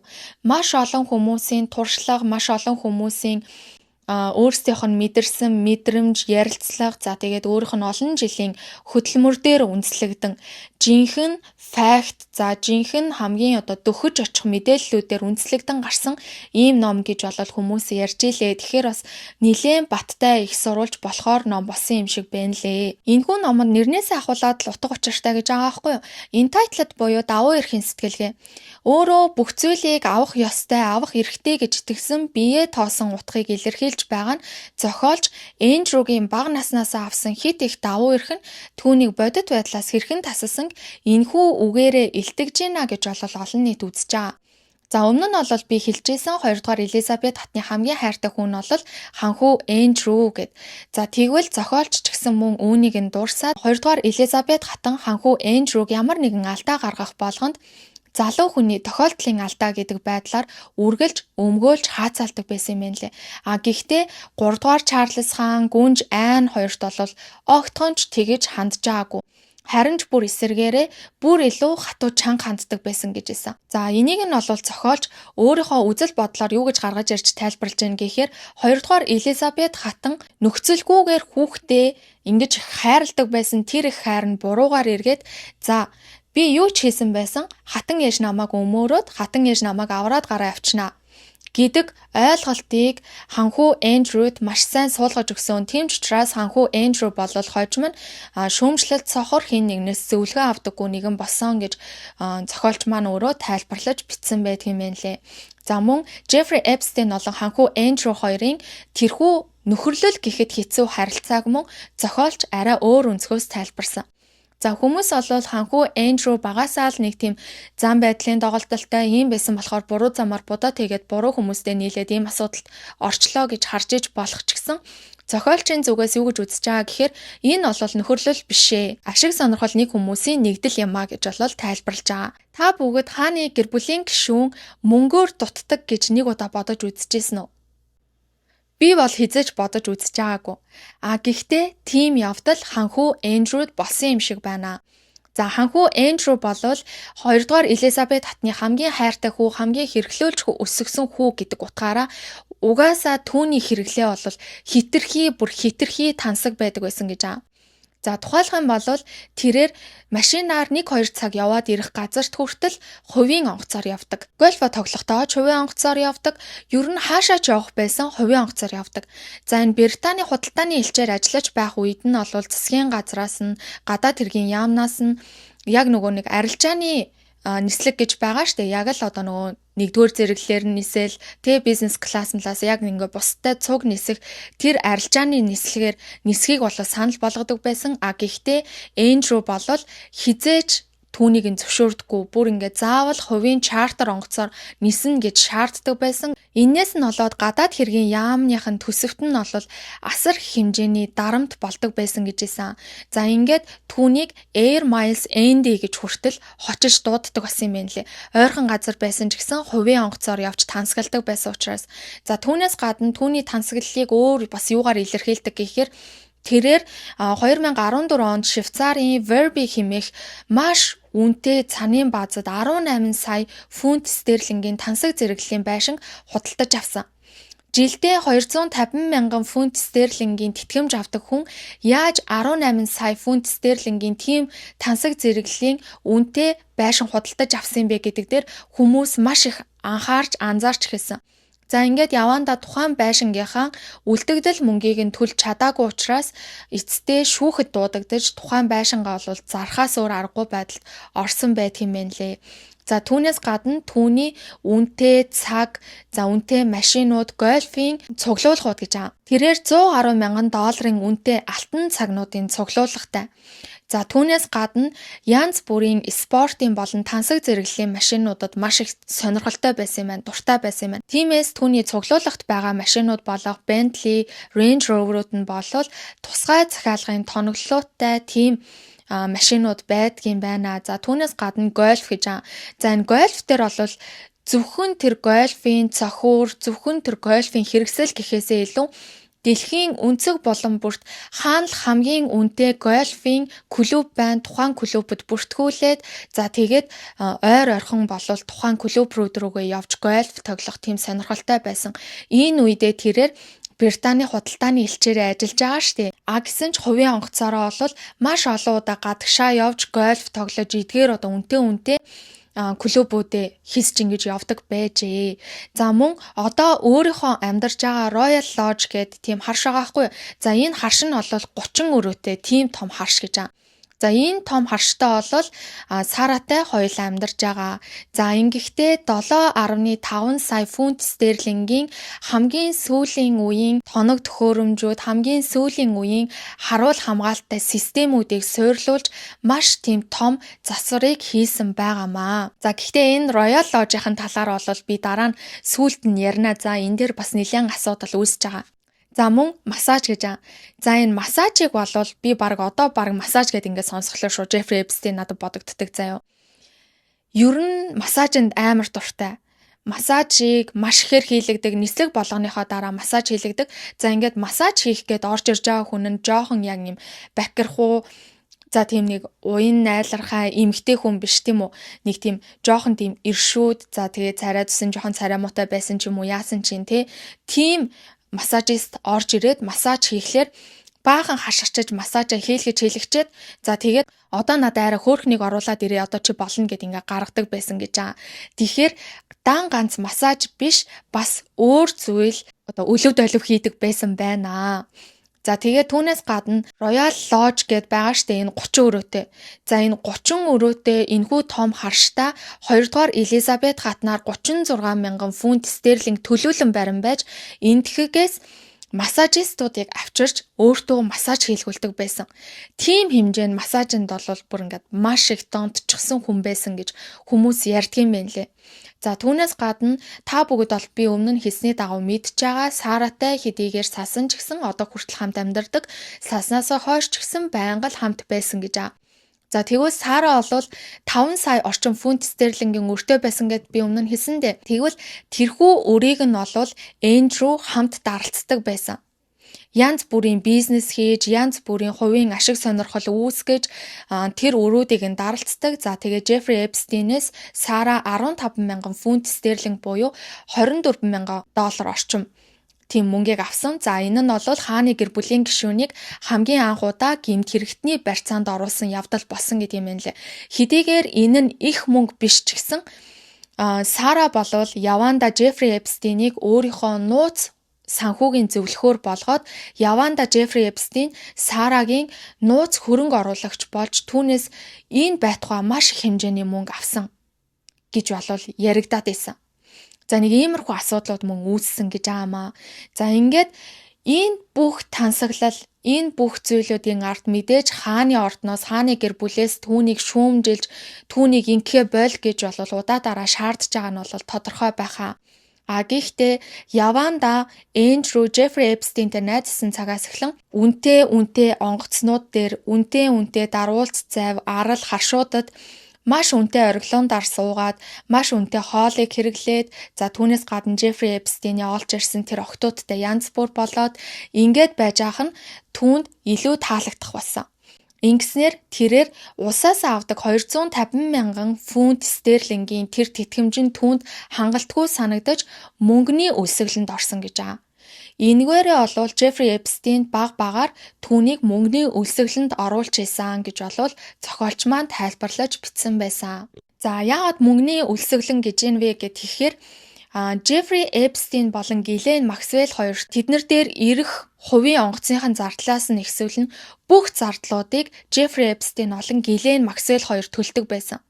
Тийм ч учраас ханхүү Эндрю болон Сара нар зүгээр л баян хүмүүсийн хөрөнгөн дээр гизээ илээд тансаглаад хэвтчихийдэг байсан гэсэн үг.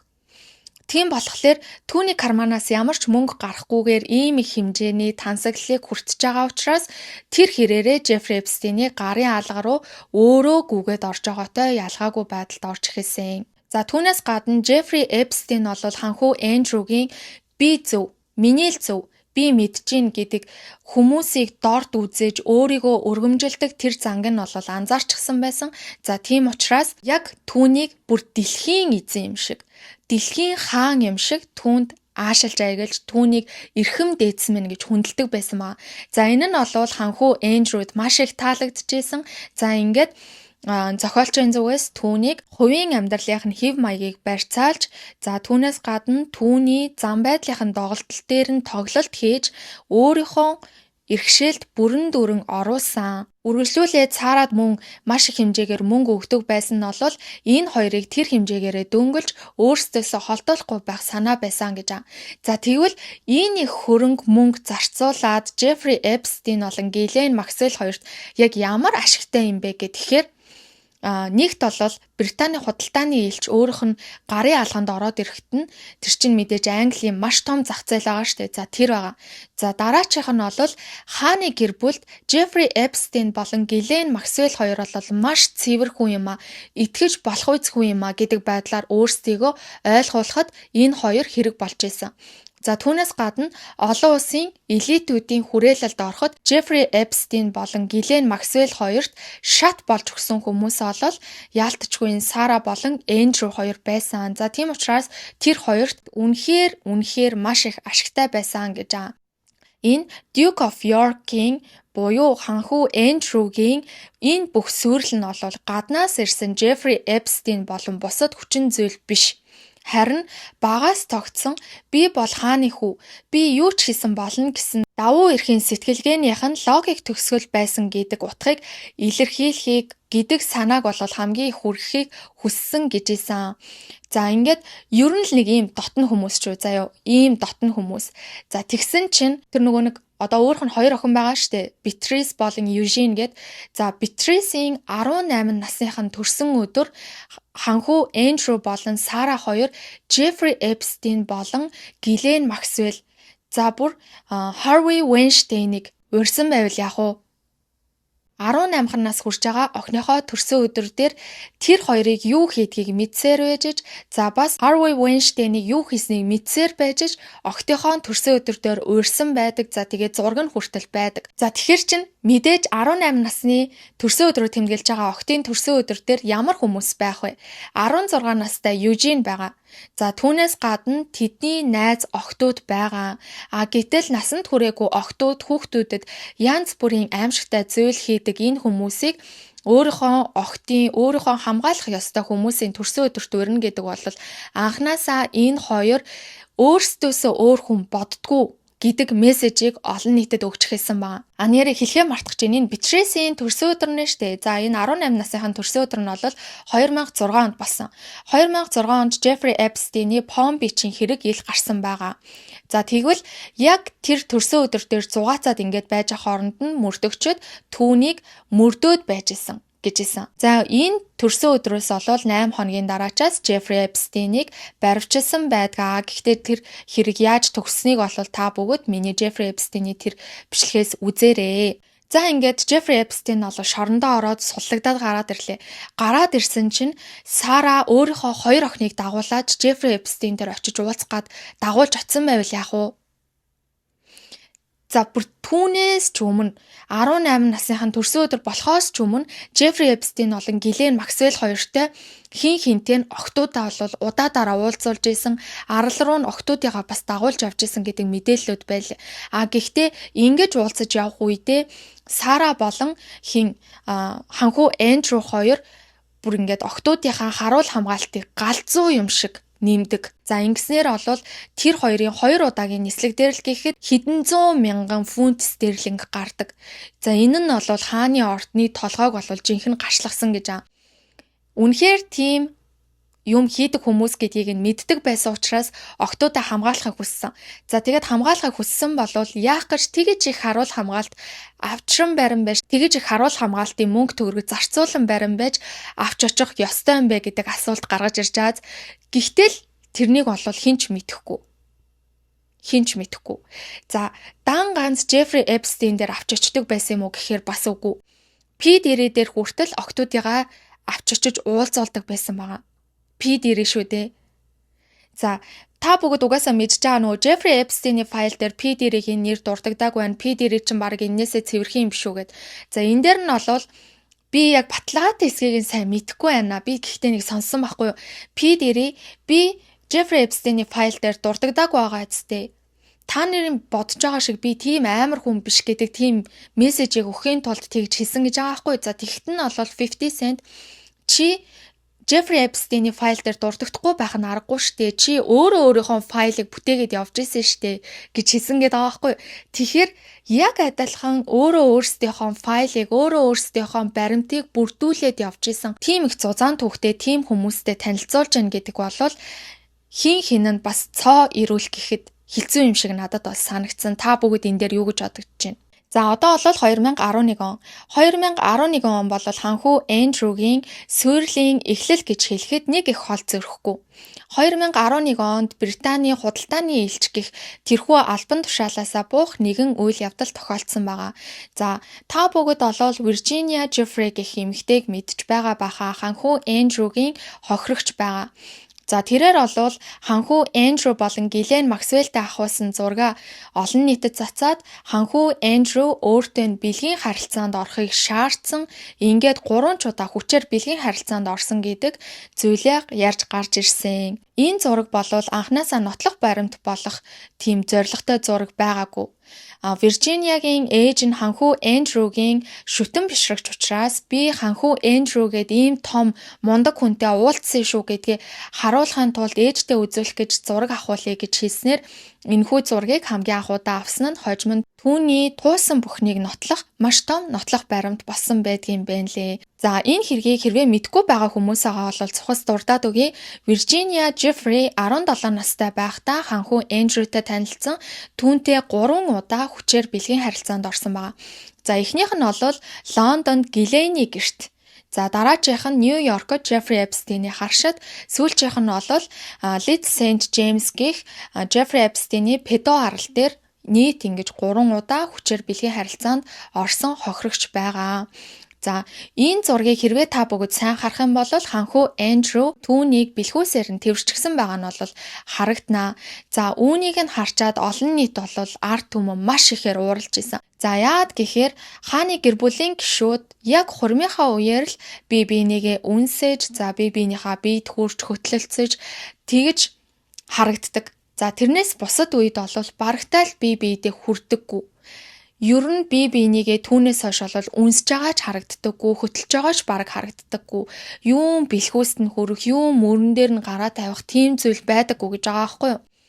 Хааны гэр бүлийн гишүүд өөрсдийнхөө нэр нүрийг маш их боддог учраас альва арга хэмжээ олон нийтийн нүдэн дээр ард түмний өмнө хэвлэл мэдээллийн хэрэгслийн өмнө хизээж бие биендээ тийм дотн ялуун байдлаар хүрдэггүй гэж байна. Хэрвээ та бүгд бичлэгүүдийг нь үзэх юм бол Вильям болон Кейт нар бие биендээ тэгж чих хүрхгүй байгааг та бүгд анзаарах болно гэж байгаа байхгүй юу? За тэгээд энэ асуудал дээр мөн ханхүү Харри болон Меган хоёрыг бас маш ихээр арт түмэн буруутгадаг байсан юм байна лээ. Тэгэхээр тэр хоёр чинь үргэлжил хөтөлцөөл, бие биенийхээ гарт хүрээд, мөрөн дээр нь гараа тавиад, үнсэж тэврээд ингэжээдэг байсан учраас ерөөсөө ёс суртахуунгүй дандаа л ингэж бие биентэйгээ юм дотн олон нийтийн өмнө бие зөв авч явж чаддгүй гэдэг байдлаар тэр хоёрыг бол маш их тэгээ шүүмжилдэг байсан юм байна лээ. Тэгсэн чинь яг хааны гэр бүлийн тэгээ дундаж насны бүр ингээд нас бие гүүцээд ухаан суугаад ухамсаран тогтчихсон ийм хүн өөрөөсөө нас залуу жоохон насанд хүрээгүй охины бие бэлхүүсэн дээр нь гар хурууга тавина гэдэг бол угаасаа ёс зүйтэй байж боломгүй зүйл юм байна л да. Ийм учраас арт эргээд ханхүү Эндрюг бүр ингэж жигшин зэвүүцэж түүний нэр хүндгээд байх зүйл бараг л байхгүй болсон. За тийм болохоор түүнийг Британий худалдааны элч гэх тэрхүү ажлаас нь олол чөлөөсөн байдгийн мэн лээ.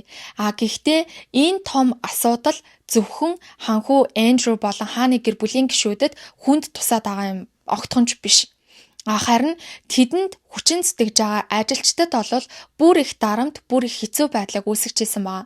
За ханхүү Эндрю болвол хар залуу наснаасаа ихсүүлээд л янз бүрийн огтуд хүүхнүүдтэй холбоотой асуудлуудад орооцолддог. За дээр нь зам байдлын хувьд маш их тийм зам байдлын доголдол гаргадаг гэх мэтчлэн шүүмжлэлийг бол үргэлж дагуулдаг байсан.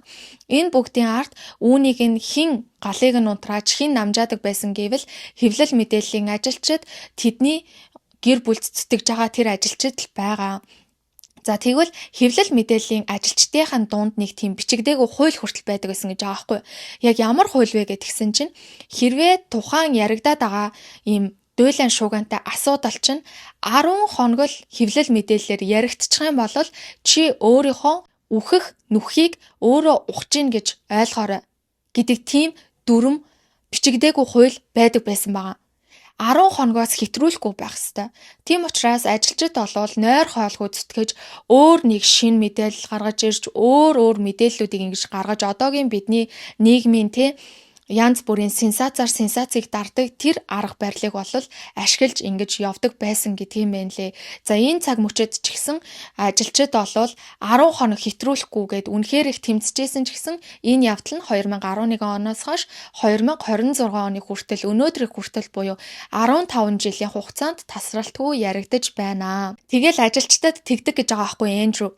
Ер нь олон нийтэд харагдаж байгаа өөрийнхөө дүр төрхийг хэрхэн сайхан сайжруулах вэ? Би одоо олон нийтэд өөрийгөө арай сайн дүр төрхтэй болгомоор байна гэхээр ажилчид нь хэрвээ сайн хүн болж өөрийгөө ингэж харуулахыг хүсэж байгаа бол би лав тийм олон шалдан хүүхнүүдтэй тийм даруултан утсан дээр зураг даруулахгүй байсан гэл ингэж хэлэнгүүт ханхүү Эндрюгийн царайн шал өөр болоод тэгээд тэр чихтэй маш тийм хүүтэн хүндий болж эхэлдэг байсан гэж байгаа хгүй. Тийм болохоор сүулдэ нөгөө нэг тэгж нарган хийхээсээ хүртэл айгаад тэгтээ зүгээрээ би энд байгаа юм чинь танд туслана гэд ингэж түүнийг байнга ингэж аргадаж өөрийнх нь хийсэн алдааныхын төлөө түүнийг аргаддаг байсан гэж хэлсэн. За ингээд 2019 оны 8 сард Jeffrey Epstein өөрийн хоригдчихсэн шорондоо амиа хорлож нас барсан гэдгээ. За тэгэнгүүт түүнийг нас барсны дараачаас ханхүү Andrew-г олон нийт за одоо Jeffrey Epstein нас орчлаа. Үнэхээр чи гин буруутай юм уу? Буруугүй юм уу? Тийм болов чи одоо гарч ирээд ярил та гэд ингэж олон нийт ард түмэн болоо шаардаж эхэлсэн байгаа. Гэхдээ мэрэгжилтнүүд, ажилтнууд бол хизээш тийм зүйл болохгүй гэд ингэ ботцсон, найцсан явж исэн байгаамаа. Гэтэл 2019 онд Jeffrey Epstein нас барсны дараахан ханхүү Andrew BBC-д ярилцлага өгсөн байгаа. За энэхүү ярилцлагыг болохоор яг тэр нэг арын албаны ажилчид болвол битгий өгөө. Энэ бол зүгээр амиа хорлолттой, ерөөсөө ялгаа байхгүй. Битгий энэ ярилцлагыг өгөөч гэж удаа дараа гуйж говшсон боловч ханхүү Andrew өөрийнхөө дипломат харилцаан дээр бардаад би ярил Британи сонсно гэж итгэсэн учраас ийхүү ярилцлаганд орсон гэж хэлсэн. Гэтэл түүний энэхүү их бардамл нь түүнд сайн зүйл авчрах нь битгий л бүр суурил болж хувирсан байгаамаа. За энэхүү ярилцлагад яг гол ямар зүйлүүд яригдсан бэ гэхээр хөтлөгч ханхүү Andrew-гаас асуусан юм байна л да. Та Jeffrey Epstein-тэй нөхөрлсөндөө одоо харамсаж гин үү гэж асуухт нь бол ханхүү Andrew үгүй одоо ч харамсахгүй байна. Би Jeffrey Epstein-ээр дамжуулан олон улсын бизнесийн элитүүдтэй өөрт хэрэгтэй маш олон хүмүүстэй танилцсан гэж хэлсэн. Энэ нь бол бэлгийн үйлчлэгийн золиос болсон хохирогчдыг үл хүндэтгсэн явдал болсон гэж хүмүүст өгөнсөн. За түүний дараа бол Виржинианыг тэгж ярьсан байхгүй юу? Ханхүү Andrew маш их ингээ бүжгэлж исэн. Тэгээ тиймч бас сайн бүжгчин байгаагүй.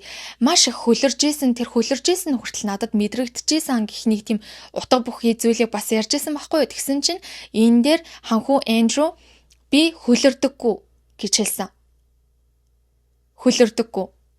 За яагаад ингэж хэлсэн гэсэн чинь надад нэг тийм сонин эмчилгээний онш байдгаа. За юу гэхээр би Фолклендийн тэрхүү дайнд оролцож явж байхдаа маш их хэмжээний адреналины тунг хэтрүүлээд түүнээсээ өвдөд надаас хөлс ялгархаа болчихсон. Миний хөлсний булчирхай ажиллахаа болчихсон. Тийм болохоор би хөлөрдөггүй гэж хэлсэн. Гэхдээ түүний наранд байгаа маш их хэмжээгээр хөлөрчгсөн байгаа янз бүрийн зургнууд зөндөө байдгийн мэн лээ. Тийм болохоор энэ бол түүнийг бүр элэг дог болгосон тийм яриа байсан. За түүнээс гадна шинжлэх ухааны зүгээс адреналины хит тунгаас болж хүн хөлөрхөө болдгоо гэд бид зүгээр хайж үзэхгүй юу сонирхолтой санагдаад. Гэтэл энэ бол шинжлэх ухааны зүгээс баталгаагүй, шинжлэх ухааны зүгээс тиймч бас оновчтой дүгнэлт биш гэж хэлсэн. Маш олон эрдэмтэд бол үүнийг байх боломжгүй гэж хэлсэн. Яагаад гэхээр адреналин гэдэг зүйл болвол өөрөө хүнийг маш хэмжээгээр хөлс ялгаруулах нөхцөл байдалд оруулдаг учраас адреналины хит тунгаас тэгэх бараг боломжгүй гэж бол тайлбарлагдаж байсан. Тэгэхээр энэ бол хүмүүсийн зүгээр элэг дог болоод өнгөрсөн явдал болсон. За үүний дараа бол хөтлөгч нь тэгэж асууж байгаа байхгүй юу? Виржиниагийн яриад байгаа 2001 оны 3 сарын 10-ны өдөр үнэхээр та хоёр уулзсан юм уу гэж асуухт нь бол ханхүү Andrew юу гэж хэлсэн гэхээр би Виржиниатай хизээч бичлэн уулзаж байгаагүй. Тэглээч тэр өдөр чинь би том охин болох Патрисигээ Pizza Express төрсөн өдөрт нь хүргэж өгсөн. За тэгээд түүний дараа бол гэртээ байсан гэж хэлсэн. Үүнийг нь худлаа гэдгийг батлах хэд хэдэн зүйлүүд гарч ирсэн. За эхнийх нь бол энэхүү зураг эвлүүлэг гэдэг дээр нь. За эвлүүлэг гэдэг зүйл нь бол шинжээчдийн ярьж байгаагаар байх бараг боломжгүй. Энэ бол жинхэнэ зураг байна гэдэг тийм дүгнэлтүүд гарч ирсэн юм байна лээ. За түүнээс гадна ханхүү Andrew чинь багаасаа эхлээд өөрийнхөө цүнхийг ч бэлдэж үзээгүй, өөрийнхөө аяны чемоданыг ч бэлдэж үзээгүй. Бүх зүйлийг нь ажилчид нь бэлдээд, машин нь, гал тэрэг нь, онгоцон, даруулц завь нь юу ч байдгийн бүгд түүнийг хүлээдэг байсан. Тэгэхээр юу гэж л бүх хүмүүсийг хүлээлгэж, юу гэж л ганц хоёрхан цагийн зайтай газар нисдэг хүн чинь том охиноо Pizza Express-д олж байгаа төрсөн өдөрт хүргэж өгөхвдээ гэж хүмүүс гаргаж ирж яриад байгаа байхгүй юу. Тэгээ тэр нь ч бас үний юм шиг надад санагцсан. Өөрөө ч гэсэн намаа ингэж хүргэж өгсөнд хүмүүс бараг итгэхгүй л дээ гэж байгаа бол харагдчихсэн. За ингээд ярилцлага бол бүтэн 1 цагийн хугацаанд үргэлжилсэн. Энэ 1 цагийн хугацаанд ханхүү Эндрю нэг ч удаа Жеффри Эпстейний хохирогчдоо суучлалт гуйгаагүй, Жеффри Эпстейний хохирогчдод тохиолдсон явдалд харамсаж байгаагаа ч илэрхийлээгүй. Энэ нь олонний дургуутслыг маш их хүргэсэн. Ард түмэн үүнд нь маш их уурлаж, түүнийг өөрөөсөө өөрийг боддоггүй гэдэг тэр зан чинь үүгээр батлагдчихэна гэд маш ихээр түүнийг шүүмжилж, маш их жигшин зэвүүцэж байгаагаа бол илэрхийлж исэн. Тийм ч болохоор 2 дугаар Элизабет хатан энэхүү ярилцлага гарснаас 4 хоногийн дараа өөрийн хамгийн хайртай хүү болох ханхүү Эндрюг хааны гэр бүлийн үүрэгт ажиллаас нь чөлөөлж HRH буюу цог жавхланд гих тухайн хамгийн эрхэм дээд цолыг ашиглах эрхийг нь хасаад мөн цэргийн бүхий л хэрэгэм зэрэг тэр бүгдийг нь хураасан байдгийн бэ нэлээ. Гэхдээ Duke of York гих York-ийн гүн гих тухайн цолыг нь бол хിവэр үлдээсэн гэж исэн. Ингээд тэрээр энгийн иргэний статустай болсон байна.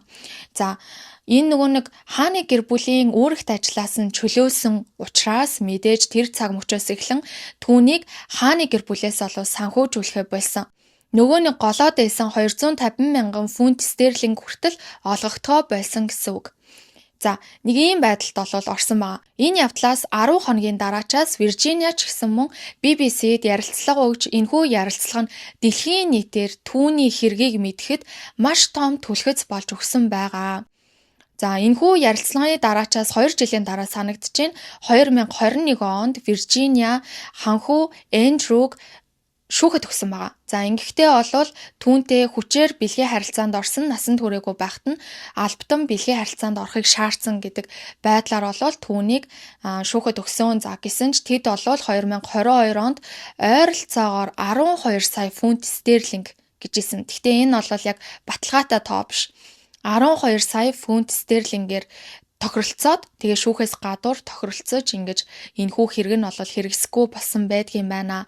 Гэхдээ ингэж мөнгө төлсөн нь бол ханхүү Эндрю би өөрийнхөө бурууг хүлээн зөвшөөрч байгаа гэсэн үг биш ээ гэж болол тайлбарладаг. Гэхдээ олон нийт үүнийг нь юу гэж харж байгаа гэхээр үнэхээр өөрөө юу ч хийгээгүй болол яах гэж мөнгө өгөх юм. Өгөхдөө бүр 12 сая фунт стерлинг шүү дээ. Нөгөө нэг овоо босгаагүй болоо шаазгаа юун дээр суух вэ гэдэг шиг яг тэр үгний илэрлэл нь бол ингэж гарч ирж гин гэд хүмүүс түүнийг угаасаа буруутай гэж бол харж үздэг юм байна лээ. За ийм явдал болсон. Энэ энгийн иргэний статустай болсон тэр цаг мөчөөс эхлэн 2019-с 2022 он хүртэл 2022 он гэдэг нь 2 дугаар Элизабет хатан амьсгал хураатлаа бол ханхүү Эндрюгийн амжиргааны зардлыг өөрийн хувийн хөрөнгнөөсөө болол гаргаж өгч болгодог байсан юм байна лээ. Мөн Виржиниагийн тухайн тохиролцооны 12 сая фунт стерлингийн мөнгийг хүртэл 2 дугаар Элизабет хатан өөрийнхөө хувийн хөрөнгнөөсөө гаргаж өгсөн гэдгийм байна лээ. Ингэж хүүдээ тусалсан гэдгийм байна лээ. За хэдийгээр хүүн бол маш их хэмжээгээр болохгүй бүтггүй зүйлийг хийжсэн ч гэсэн ээж нь бол үхтэл үүр харам гэдэг шиг 2011 оноос эхлэн бүхий л арга хэмжээнд бол өөрөө хажуудаа хүүгээ дагуулж авдаг байсан. Ханхүү Эндрю бол миний хүүхэд хааны гэр бүлийн гишүүн.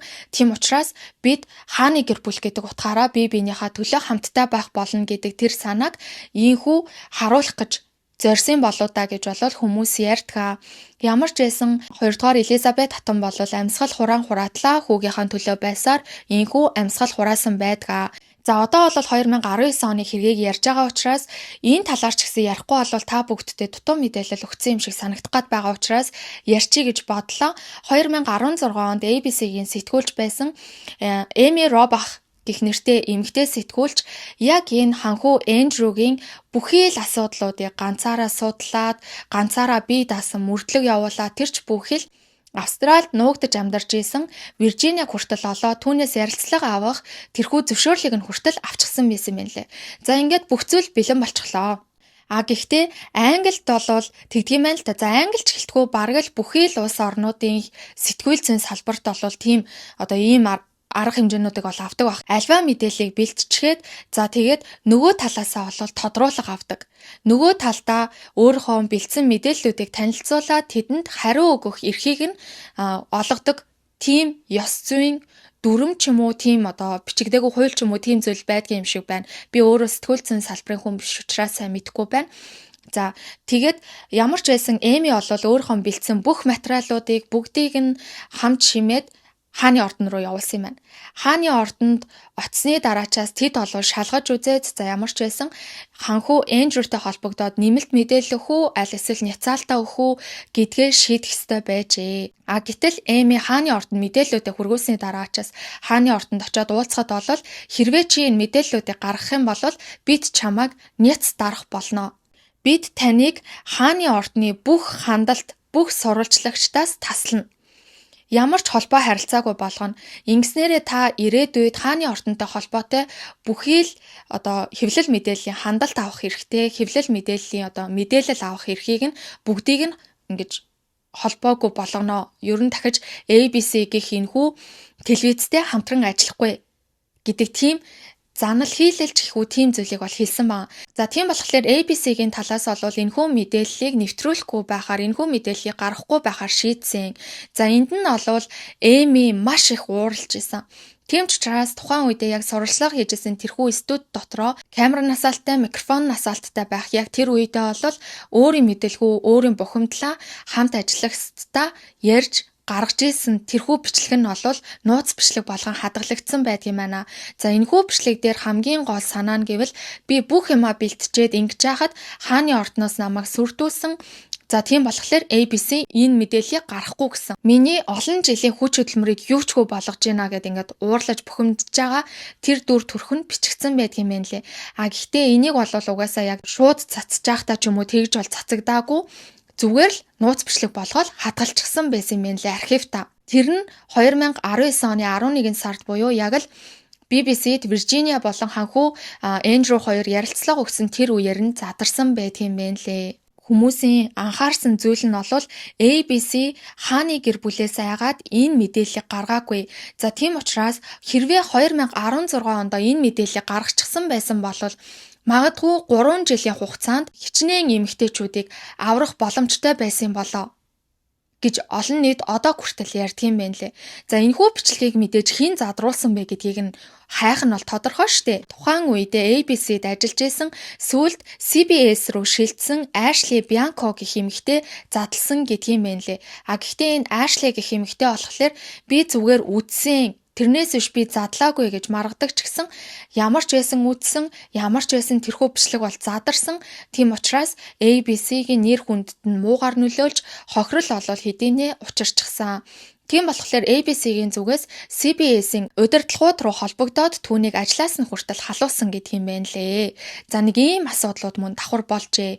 За одоо бол ханху Эндрю хэрхэн амьдарч байгаа талаар хэдүүлээ яриа л да. За эдэдээ хийж байхдаа анзаарлаа та бүгддээ нэг мэдээллийг хүргэхээ мартгаа шахажээ.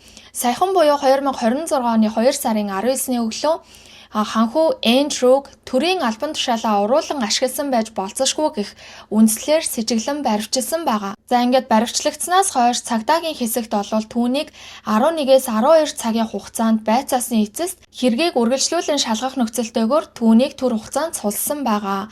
За энэ асуудал дээр олвол 3 дугаар Чарльз хаан юу гэж байгаа гэхээр хууль дүрмийн дагуу бүх зүйл шийдэгдэх ёстой. Хүн бүр хуулийн өмнө эрхтгийгч байх ёстой гэдэг хатуу шууд мэдээллийг гаргасан олонний анхаарлыг татж байгаа. За тэгвэл энэ төрийн албан тушаалаа уруулан ашигласан гэдэг дээр яг ямар үндслэлүүд нөлөөсөн байж болох вэ гэдэг дээр бол хүмүүс өөрсдөө таамаг гарган ярьж байгаа. За яг ямар таамаглалууд байгаа гэхээр Жеффри Эпстейнтэй холбоотойгоор Жеффри Эпстейнд яг тэр Британий худалдааны элч гэдэг албан тушаал дээр ажиллаж байх үедээ төрийн нууцыг задлж, томилолтоор айлчлан ажиллаж байх үеийнхаа мэдээллүүдийг гэх мэтчлэн төрийн нууцад хамаарах мэдээллүүдийг Жеффри Эпстейнд хүргүүлсэн байж болцсошгүй хит хитэн мэйлүүд Жеффри Эпстейний ил гарсан баримтууд дунд олдсон байгаа гэдэг байгаа байхгүй юу? За түгээрч зогсохгүй эдгээр баримтууд дээр үндэслэн гадаадаас эрх мэдэлтэй хүмүүсээс, элит хүмүүсээс хөрөнгө босгохыг оролдож исэн байж болцсошгүй юм а гэх мэтчлэн хүмүүс олол өөрсдийнхоороо таамгийг гаргаж иж тайлбарлаж байгаа. За ямар ч байсан одоо олвол тэрээр шалгагдаад ингээд явж байгаа.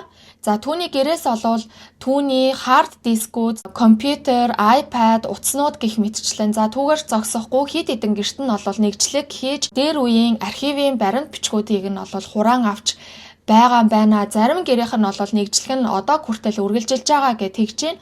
За тэгээ ямар ч хэсэн энэ болгон дээр нь шинэ мэдээлэлүүд гарч ирэх юм бол дор бүрэн та бүгдтэй мэдэгдээд яриад явнаа. За одоо бол ханху Эндрю нөгөө нэг тэнгисийн цэргийн албанд хүчин зүтгэжсэн гэд би ярьжсэн шүү дээ. Тэгээ тэтгэвртэй гарсан гэд. За түүнийхээ тэтгэр гээд 20,000 фунт стерлингийг бол улсаас авдгийн мэн лээ. За түүнээс гадна 2-р Элизабет хатан болон ханху Филипп нараас ирсэн өвлөгдөж ирсэн өв хөрөнгө за түүнээс гадна 18 сая доллараар авсан нөгөө маш үнэтэй байшин гэдэг байгаа штэ.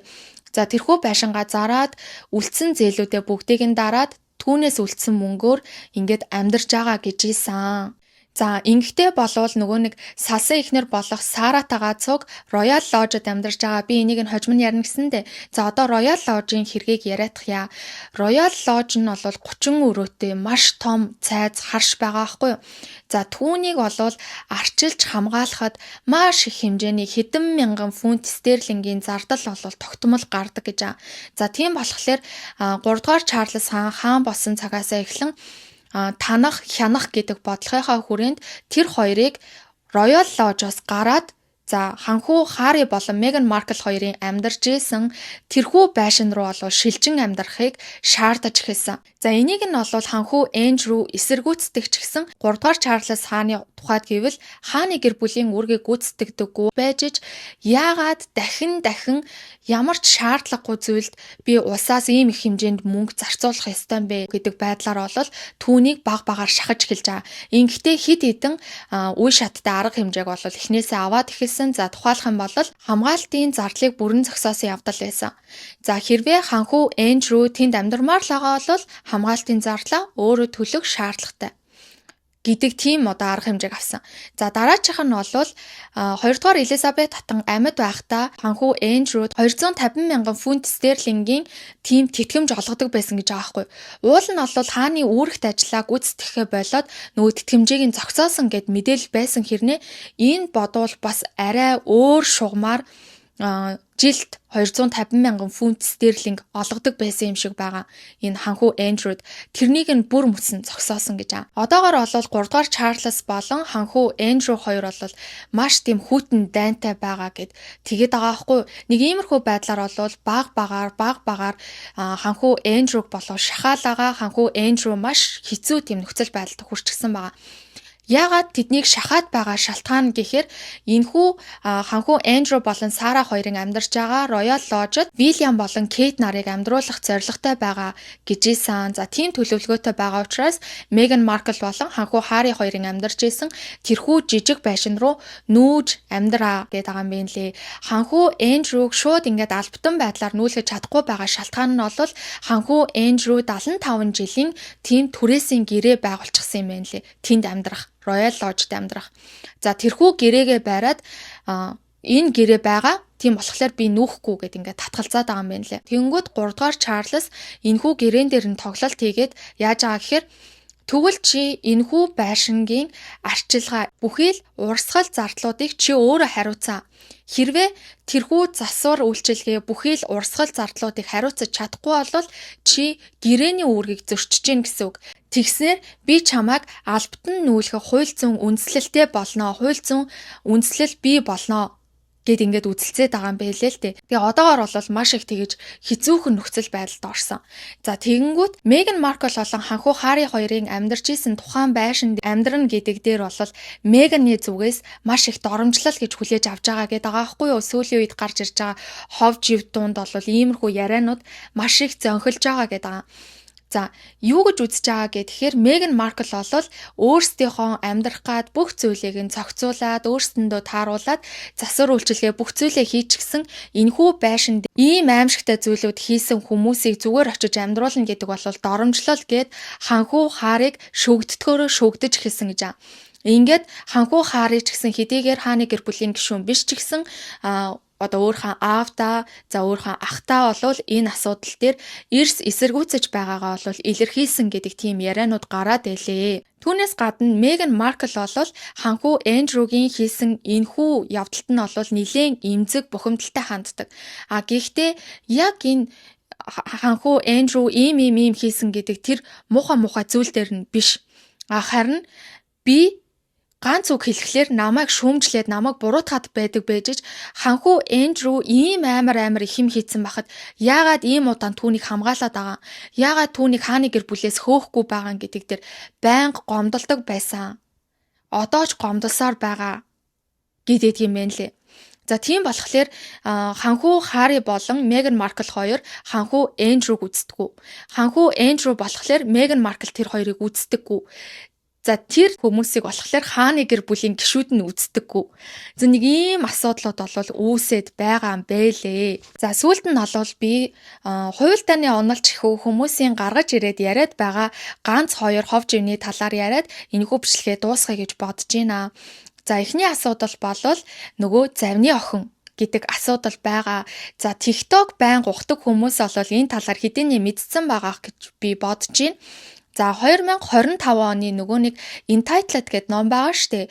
За энэ номон дээр бичснээр болвол Меган Маркл 2 дугаар Элизабет хатантай танилцах үед нь ханхүү Эндрю хамт байж таарсан юм байна лээ. За ингээд ханхүү Харригаас болвол Меган Маркл юу гэж асуусан гэхээр энэ цүнх бараа зогсоод байгаа хүн танаа туслах юм уу гэж ханхүү Эндрюг асууж л дээ. За энэ нь болвол зөвхөн би мундаг, би чинь баг дэлхийн эзэн гэж боддог хүний тэр их айхтар эго, тэр их бардам занг нь болвол айхтар тэгэж одоо хүндсэн явдал болсон байгаамаа. За ингээд энэ явдлаас нь болвол Эндрю маш их ууралж исэн гэсэн. За тэгээд Эндрю болохоор ханхүү Харрид болвол Меган Маркл чамтай хурмаа хийхэд хитрхи хөгштнөө. Наад хуримч нь ганцхан сарын настай байна. Дими юм хийхээсээ өмнө наад одоо асуудлуудаа цэгцлээ гэдэг тийм утга бүхий юм хэлсэн юм шиг байгаа.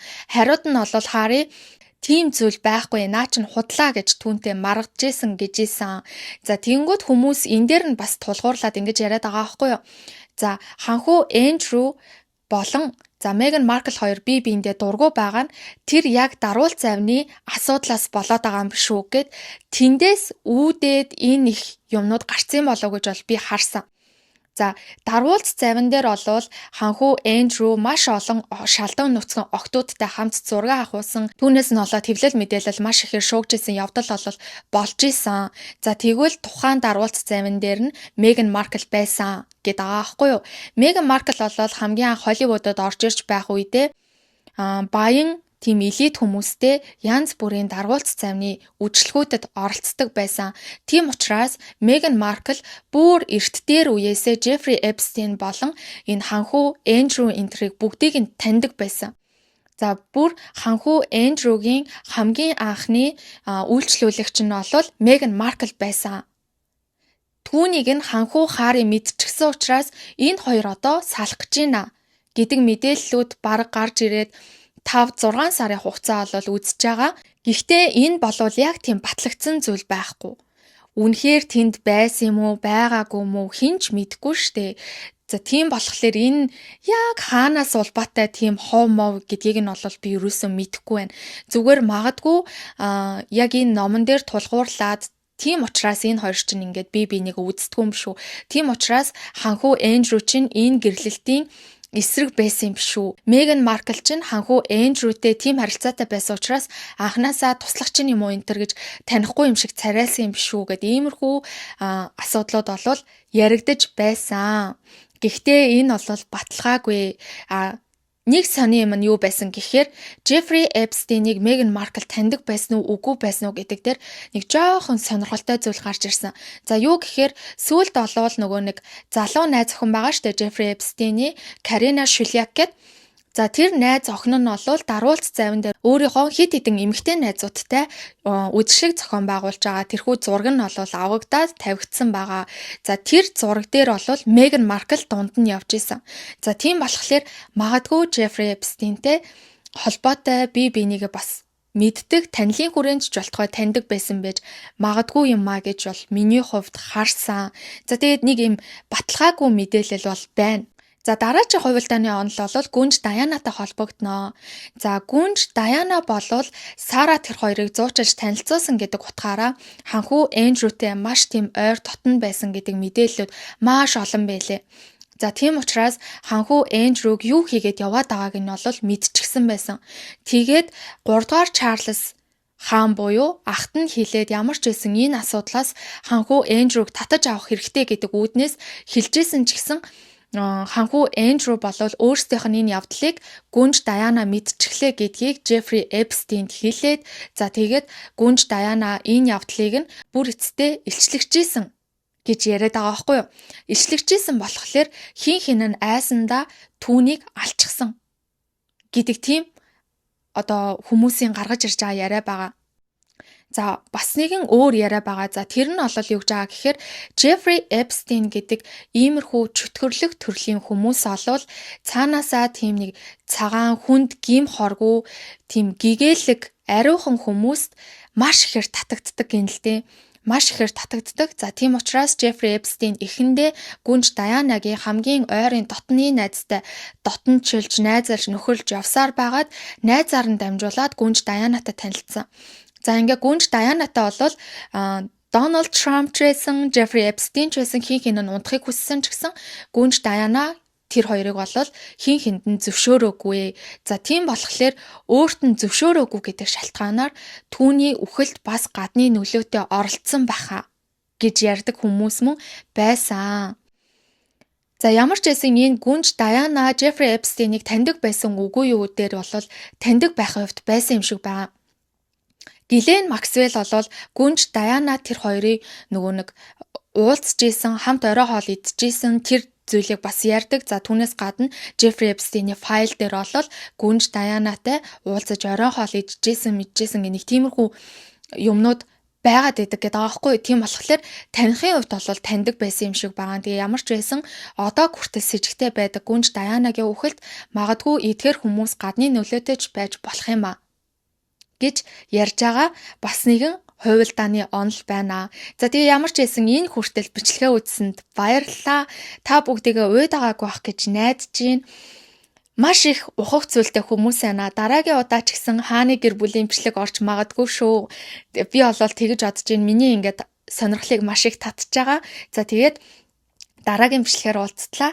Түр баяртай баярлалаа. Суугаад дэмжиж надтай ойр байгаа subscribe-а дараад, like-а дараад намайг дэмжээрэй гэж бас хүснээрээ. За тэгээд баяртай байна.